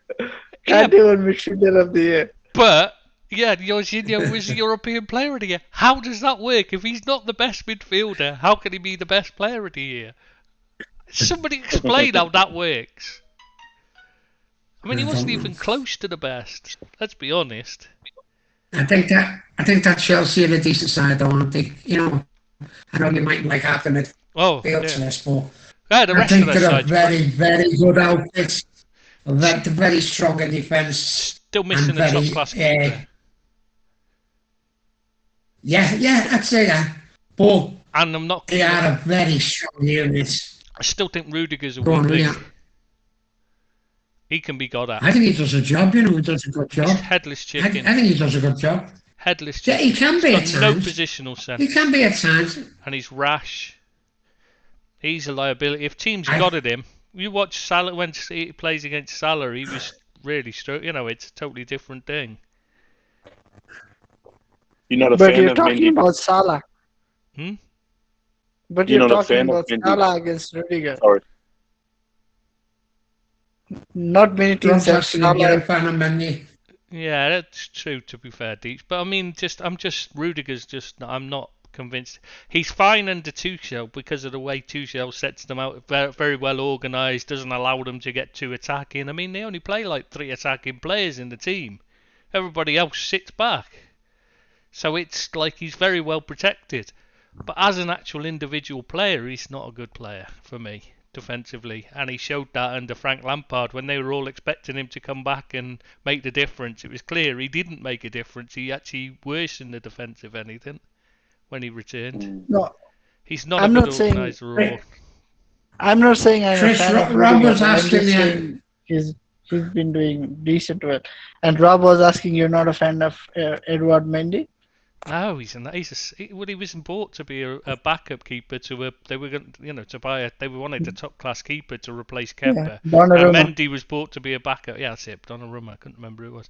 Yeah, it's Aura Black. But yeah, no, Mendy's not. He's a second class keeper. He's not a top class keeper at all. He had a great game against Liverpool last time he went out there. Yeah, but that's different. Made some great saves. He's rash. Very rash, and he makes dodgy decisions. Yeah, I'm not as big as games like that is a totally different thing. Keepers do tend to have their best performances because it's their, you know, everything's at them, and they can just stay on their line. You know what I mean? They don't have to come out and sweep up much because the team's sat deep, so they don't have to go anywhere. They're not being put in a position to make many mistakes. If you see what I mean. When your team's when the whole defence is sat back right on top of you. You don't have all you've got to do is stay on your line and be a shot stopper, and that's when he's at his best because he is a good shot stopper. But it's when he has to do more that he struggles. He's very rash. That's the Pickford syndrome as well, isn't it? You know, he was great at Sunderland because he was involved on every move because the defence was so bad. So everyone thought he was a great keeper because he was making saves all the time, forgetting that he let in the most goals in the division. Yeah. And people are judging him to be a good keeper because of the shots he saved, not because of the shots that actually went in. Yeah, that's and he was the thing. Involved so much. Yeah, very true. Bill. Yeah. Does happen a lot. Can't happen with keepers yet. I agree with that. Right, where do we go from here, Tris? Was that the last league game, was it? Yeah, that's the last of the league games, so we'll go on to the cup, shall we now? Just quickly, we won't do all of them. Nah, not really. Just the important ones. Which ones really matter? Liverpool had a few good kids. It was good kids out. Good night for kids. Everton getting beat by Queen's Park Rangers was a shock. But it wasn't wrong to me. But well, that's what I was thinking is, it wasn't like a huge shock because QPR play some good football and you're not putting out your first team, so that's always a risk. So there's not really much to talk about on Tuesday night, is there? What about Wednesday? No. Oh yeah, of course. Obviously, Arsenal winning. Chelsea beating Villa again. But what's this? Man United versus West Ham. What happened there, Deeps? I didn't watch it. Ah! Come on, Deeps. So we did the build-up for it, get it ready so you could talk about it, and you didn't even bloody watch it. I'm gonna have to get rid of him. Did you not say the penalty that should have been given for what I was talking about before, when Jesse Lingard had his shorts pulled up in the penalty area? It was the most, and the referee was right in front of the action. And how he never give a penalty is absolutely beyond me. I know you get the fair share of penalties, but that was a terrible decision. Referees have been abysmal this season, though. Since the first weekend, they had a good weekend, and then it's just like they thought, sorry, we don't have to bother again. I know, there has been some bad refereeing performances, I must admit. It's been awful since then. Terrible stuff. I mean, they're dreadful. Really embarrassingly bad. Yeah. See the one... The Australian who became the first foreign referee in the Premier League as well at the weekend, didn't he? That Gillette. Yeah, he's obviously Australian, so he's not going to be any good, obviously. I remember watching him. Referee a lot of the A-League games down here. He's not. The thing I don't get about Australians is, right, they act all macho and that, but their big sport is Australian rules football, right? And they wear the campest outfits in the world, bar none. I mean, it's like watching a Julian Clary clip, isn't it? The tight shorts and that. How does that work? It's a tough game, too. Yeah, but tough game. But why do they wear those, the tiny little shorts? You can't watch that. You can't watch it. It's just a watchable one of that because it makes you want to vomit. It's just tradition. It's been around for so long, and it's always kind of been like that. Yeah, it's just not. Yeah, that's just not watchable, though. I'm afraid. The thing that's working, you'll see a lot of blokes walk around shopping centres down here in footy short.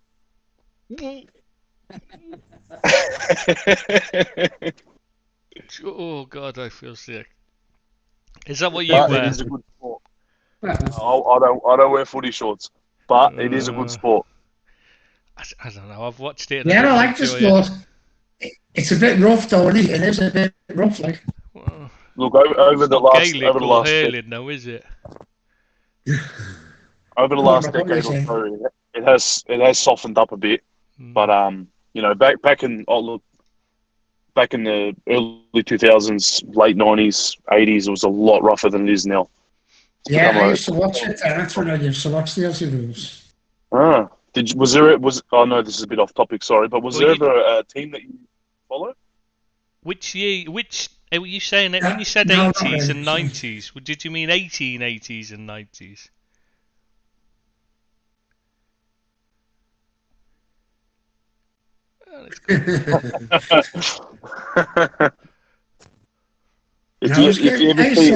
Used to be on the telly quite a lot.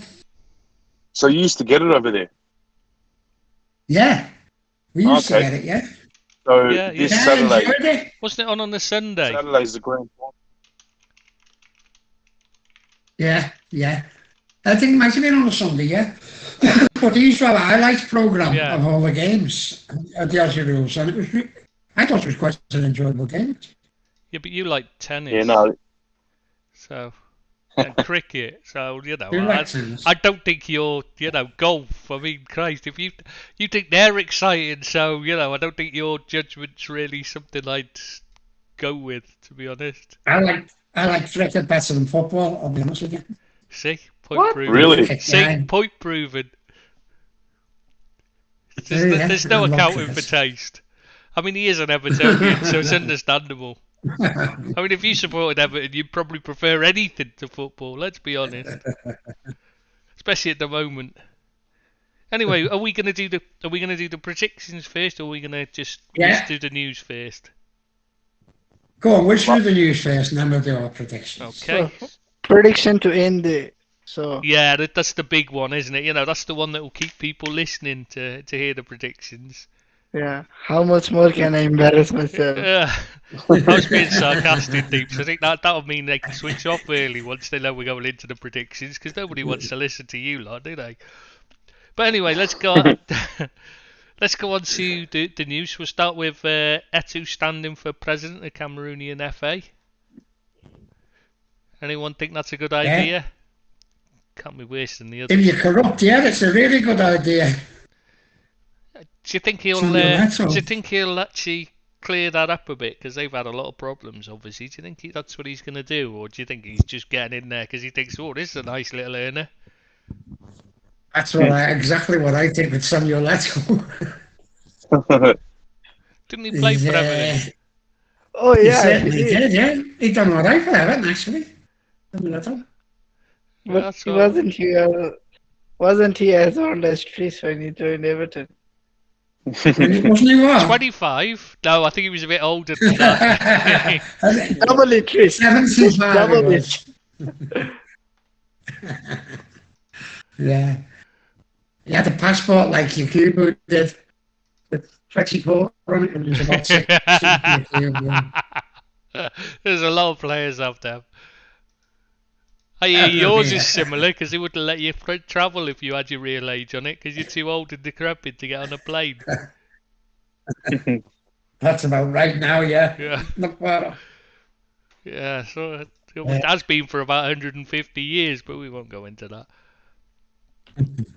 Anyway. I would like to think he'd do well, but I'm still a bit dubious about him taking it up.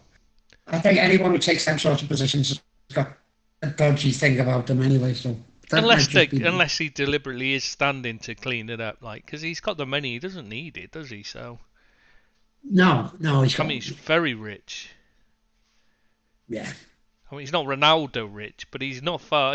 He's not bad. Especially when living in a place like Cameroon where the cost of living situation, he'll be living like a king there, with plenty to spare as well. So wasn't he at one point when he was playing for that Russian team, Angie Makachkala? Wasn't he one of the highest paid players in the world? He was before then. He was when he was at Barcelona, and when he went to Inter Milan as well. He was one of the highest, if not the highest. When they swapped him for Zlatan, and what was it, 40 million or something ridiculous like that, 60 million, something like that. I mean, Pep, what were you thinking? Then did he go to Chelsea? Yeah, he went to Chelsea, but I don't know whether it was straight after Inter. I can't remember now. No. From Inter to Russia, then to Chelsea. Yeah. I think. Yeah. Might even have been one or two. And then he retired and went to Everton. Yeah. To lose some of his money. Yeah. Something to do, isn't it? Anyway, when he sit in the rocking chair. Anyways, we'll go on to the next thing. Hungary, I think it's got to be next, hasn't it? The punishment. One game behind closed doors. What an absolute joke. One game suspended, and a €200,000 fine, because that'll really make a big difference, won't it? You've got to if you want to change racism and get it and clean the game up, you've got to give people far severer sentences than that. That is absolutely nothing. I think we were talking about it before. It's not even a slap on the wrist, is it? These teams have got to be thrown out of competitions like the Euros until they clean their act up, and you've got to be fined and stopped from having fans for a decent length of time. Otherwise, you're never going to change people's attitudes towards racing. Well, it's not just that. Oh, sorry, I thought you'd finished. Go on. No, I was just saying, you know, we're all trying to change the racist elements in the game, but teams like Hungary, and there's not the only ones, by the way, in Europe. Yeah, England have got a lot of Croatian teams, yeah, but ours isn't as big as theirs, actually, in my opinion. But you know, you've got to give severe sentences. You've got to stop them entering European competitions, World Cups. They were already on. I was just going to say they're already on a European ban from UEFA for having to play behind closed doors. So it's not like it's a one-off either. No, they're serial racists, and they've got to do something about it, in my opinion. Certainly needed to be a longer sentence than one game. I mean, what's the point in that? That's just like saying, well, we don't really care. Well, you know, if the sponsors, you know, if you'd upset a sponsor, covered up a sponsorship board or something, they'd probably have got a 5-game ban. So. Yeah, it's a bit ridiculous, isn't it? You've got to ban them from competitions, as far as I'm concerned. Certainly got to do 4 or 5 years. Certainly got to do more than one game.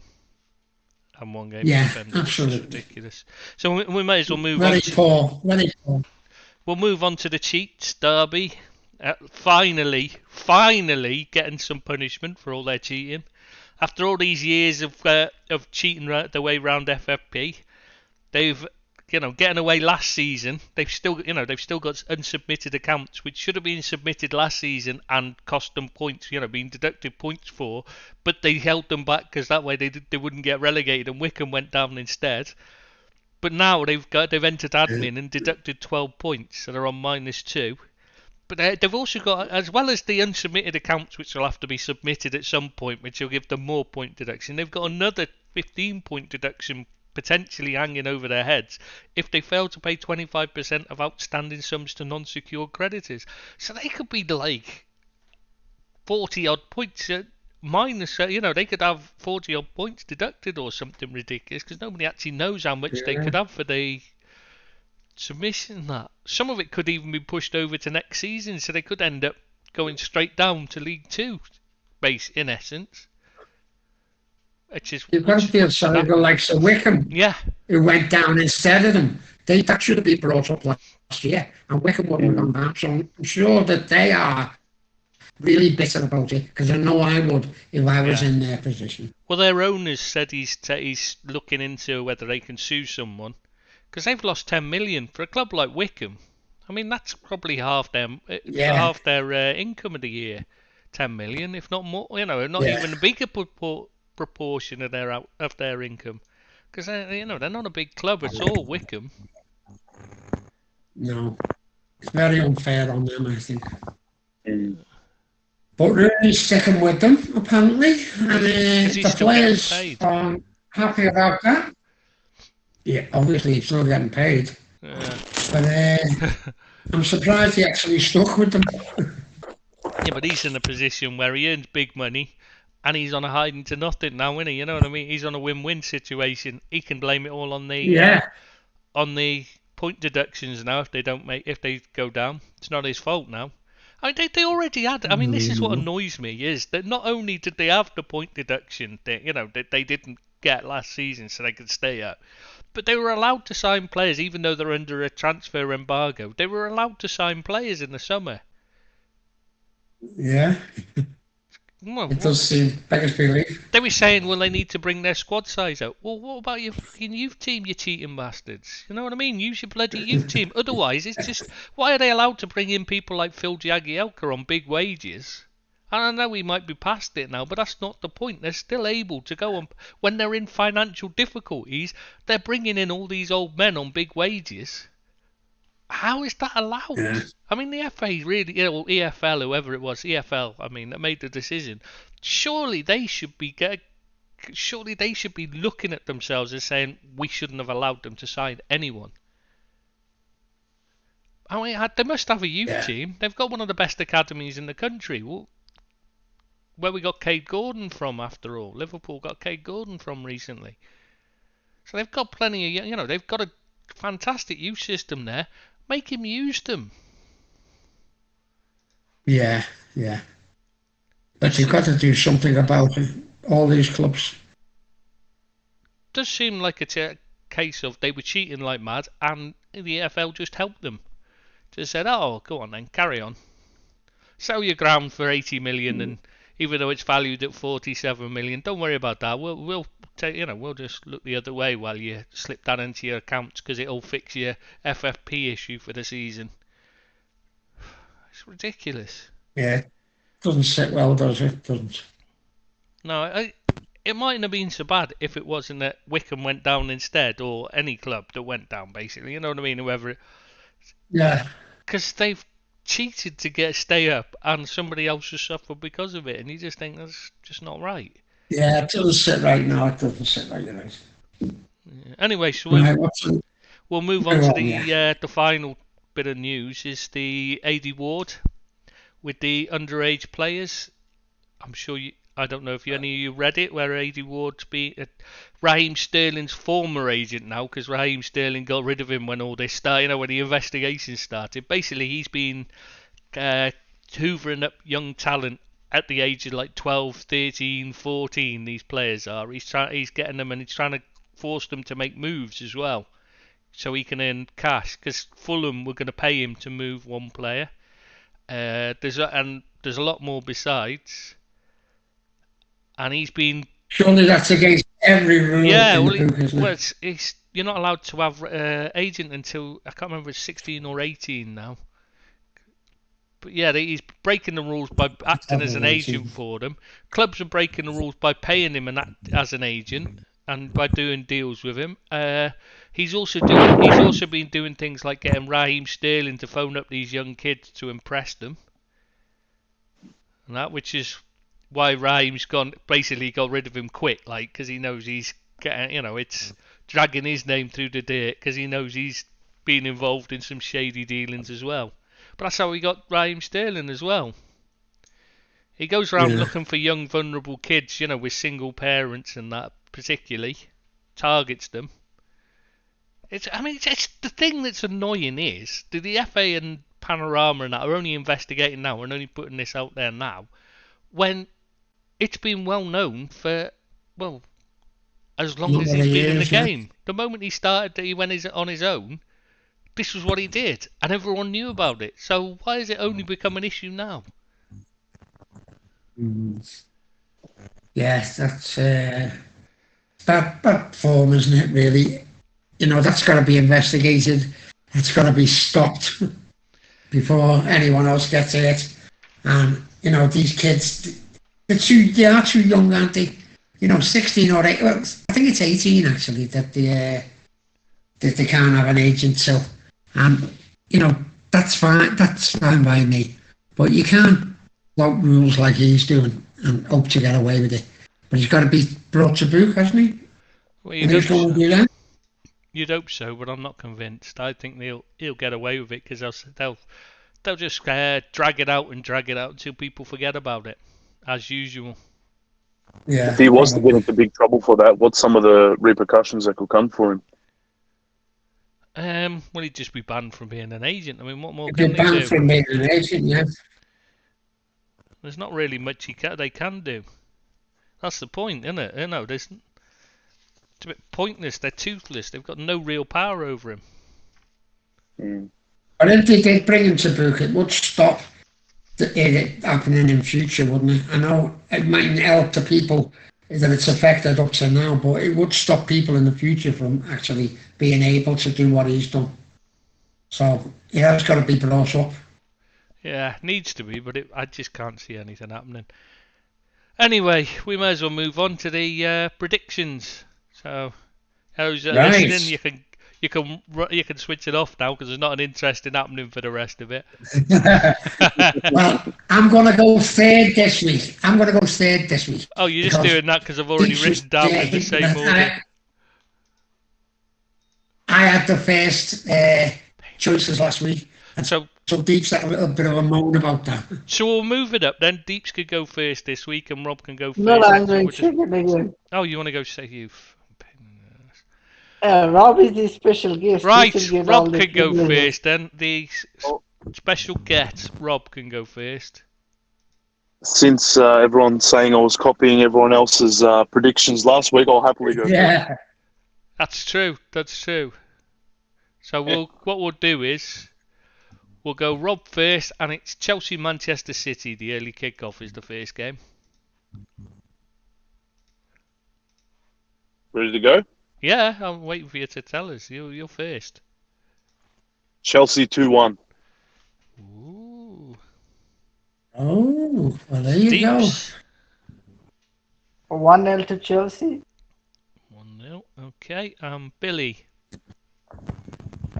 I'll go 2-0 to Chelsea. I don't think City are in the frame of mind to be beating the better sides. I think they've got problems in the club, and I think Lukaku will definitely score one, maybe even two. It's going to be 2-0. Okay then, so we'll move on to the next game then, and that's Manchester United versus Villa. Rob, you're up. I'm going to go a 2-2 draw. 2-2. Right. Deeps. 2-1 again for United. Maybe a dodgy penalty. Well, that's kind of given, isn't it? Billy? Not kind of given, but we get those against Villa every season. Yeah, so I mean, it's kind of given when you're playing Villa. You get them against pretty much everyone, to be fair, Deeps, but particularly Villa and Leeds. Go on, Bill. Going for a 1-1 draw. Oh. I think it'll be a good game of football, but I think Villa are good enough to get a result against United. I think United are still a bit short, and I think Villa are a very, very good side. So, with home advantage, Man United might just get a draw. 1-1. Right, we're going on to the relegation battle now, and it's Everton versus Norwich. Rob? I'm going to go 3-0 Everton. Ooh. Deep. 3-1 Everton. And Bilbo. Going 1-0 Everton. 1-0. Finally, Billy has backed his team. Yeah, I think you'll beat them. I back them really, not me ahead. It's not really a big call, is it, to say they'll beat Norwich, though? Let's put it this way. You're not really putting it on the line there, are you? No, but what I'm saying is, it's not going to be the big score that people are expecting. Your 3-0s and your 4. It's not going to be like that. Everton will win, but it won't be by much. It'll be 1-0 win for Everton. Okay. I don't think. But Norwich don't defend. They just don't defend at all. Come on, Billy. That's all right. If we have no Calvert-Lewin or Richarlison, we can't attack. So it's going to be 1 goal, isn't it? Yeah, but you've got Rondon to the rescue. Exactly why it's only going to be 1-0. He's not exactly a goal scorer, is he? He's not exactly fit. Yeah, that's true. He's well overweight, isn't he? Anyway, we'll move on to Leeds West Ham. Rob? Ooh, that's tough. I'm going to go a 1-1 draw for that one. 1-1. Deeps? Who is playing whom? Leeds West Ham. Oh, 3-2 West Ham. 3-2 West Ham. Because Antonio is back. Then. Yeah, whatever way it is. Well, I have to write it down, so at least say it the right way round, you bloody awkward git, so I can write it down, right? Billy? I'm going 2-1 to West Ham. I think it'll be a very entertaining game, actually. So 1-2 then, yeah. Yeah, sorry, 1-2, yeah. You're Perry. It's going to be a very entertaining game. I swear it.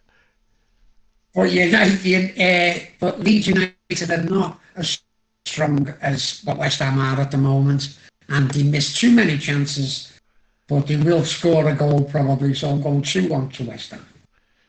Okay, so we're going to Leicester Burnley then? Yep. Rob? Leicester 2 to Burnley 0.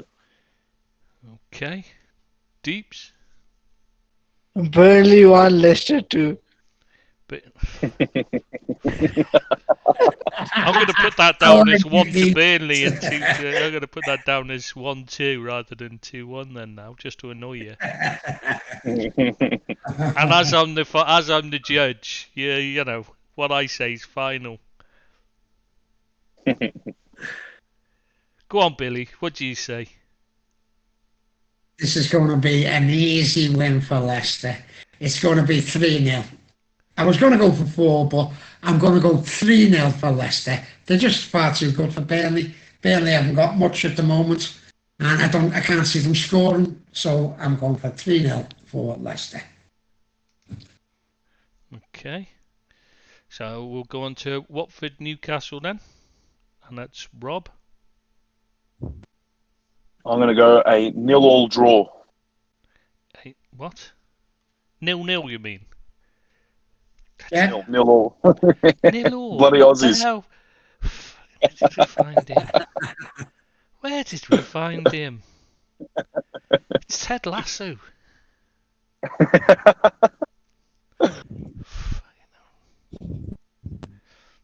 Go on, Deeps. 1-1. 1-1. Oh, hang on. So you do know it. Which one are we? Oh shit! I'm writing it down the wrong place. That's all. I'm writing it down Brentford Liverpool. I thought, hang on.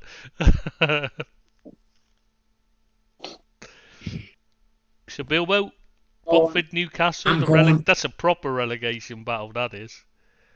It is, yeah. But I'm going 1-2. I think Newcastle might just have a bit too much for them. And if Callum Wilson's playing, he will get the 2. There you go. Yeah, he definitely makes a difference, him. Absolutely he does. And I think he'll score. What were you saying, Deeps? But is he available, Callum Wilson? I don't know. Not sure. Probably injured, I think, still. Yeah. But Billy's already back Newcastle. Right, we'll move on to Brentford. Yeah, that's true. We'll move on to Brentford Liverpool now then. Brentford 0, Liverpool 3. Christ, don't jinx us. Go on, Deeps. Brentford 1, Liverpool 2. And you're not going to go against us then this time. You were saying Leeds 7 or something last time, wasn't it? 4-2. It was 4-2. Yeah. And Billy? I'm going for a 1-0 win for Liverpool. I think Brentford will give a good account of themselves. I think they'll be right up for it. It's their biggest test so far, and I think they'll be up for it. But I don't think it's going to be Liverpool going to murder them. I think it's going to be a comfortable win, but only a 1-0. Right. Southampton Wolves then. Rob? Ooh, that's tough. I'll go 2-1 Southampton. Okay. Deeps? I'm going against my boy Raf Hasenhuttl, and it's going to be 3-1 to Wolves. He's just doing this on purpose, so I have to think right in it. Billy? Oh, and by the way, Billy, Wilson is injured until October. Yeah, so I thought. I'm going for a 2-2 draw in this one. An entertaining, open game, plenty of goals, plenty of excitement, 2-2. Well, at least one of you will have the correct result, even if none of you get the score, because you've got one draw, one win, one home win, one away win. All right, now the least entertaining derby I can think of, Arsenal Spurs. Arsenal 1, Tottenham 3. Oh, Deeps. 1-0 to Spurs. And Billy? 0-0 boring draw. 0-0. So there's... And now there's just one match left, which is the Palace-Brighton game. Palace 0, Brighton 2. Right. Deeps. Isn't this considered yet another derby? Yeah, they hate each other. This is a proper derby because they actually hate each other and they're actually decent. You know, there's a decent side there in Brighton, and Palace play some good stuff, so it might be a very watchable game. But they really detest each other, the fans. Oh, I'm going for my patented 2-1 if Basuma late winner. You're going 2-1 Brighton. So Yes. So 1-2 then, you little shit. I'm telling you, he's being sacked in the morning. He's doing it on purpose. I'm going for another entertaining game. Another entertaining, all-scoring, all singing and dancing game. 2-2. 2-2. Oh, right. So that's all the scores in for next week. Let's hope you do better than last time, Rob. You're the only one who hasn't had a correct score yet. Useless. Well, I've only had 1 week, so we'll see what happens. Well, you know, and you've had time to do. You've done your notes this time. No, I come prepared. Didn't show like, but you know, you did your notes. I was just going to ask you when you were talking about the rivalry between Palace and Brighton. What's that about? I actually did an article on it. In the Football News and Views, so you just go look at that. There you go, see? There's no need for me to explain it to you. You just go to football-news-views.co.uk and you go to the series and you'll see there's... Oh, what's it called? Hang on, I'll go down. There's rivalries. There's a link for rivalries in series, and number 2 is Brighton versus Palace. So, okay, beautiful. I'll look that up. Yeah, there you go. So no excuse now. You can read about it. Like it's very bitter. Novels. It's very bitter rivalry though. They properly hate each other. The fans. Mind, Palace fans aren't well liked. It must be said by anyone else. I know they're well liked by the media and that, but they're not well liked by other fans. Yeah, Charlton fans, they were horrible too when they shared ground. They were used to, I mean, the abuse that they used to give Charlton fans would be considered racist abuse if it was being given now. So, you know, they're not well, you know, they're great atmosphere they create, but they're not known for their niceness, let's put it that way. Humility, yeah. Yeah, they're not a nice bunch of fans, the Palace ones, but they do get behind their team, so, you know, they're creating intimidating atmosphere. That's the word I was trying to think of. So. Yeah. Right, boys. Well, I'm off. Yeah, I think we should call it there anyway. That's what I was just thinking. Yeah, I'm going to get me tea and study how much I'm going to get back when I put all these bets on with all my correct scores. And then see if I can do the again. I really would. So thanks very much, boys. Rob, okay. Great stuff on Liverpool, by the way. Thought you done really well. You. And thanks for joining us. And Tris, well done for keeping us all in check for making an utter mess of that, yeah.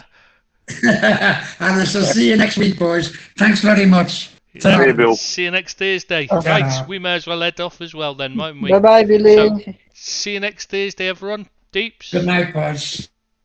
See you, boys. Thanks for having me. See you, Rob. Goodbye to everyone. Salutations. Bye-bye. Yeah, nobody says see you next Thursday. That's the name of the bloody podcast, and you let us down, the pair of you. Oh. See you next Thursday, everyone. Bye-bye. Bye-bye.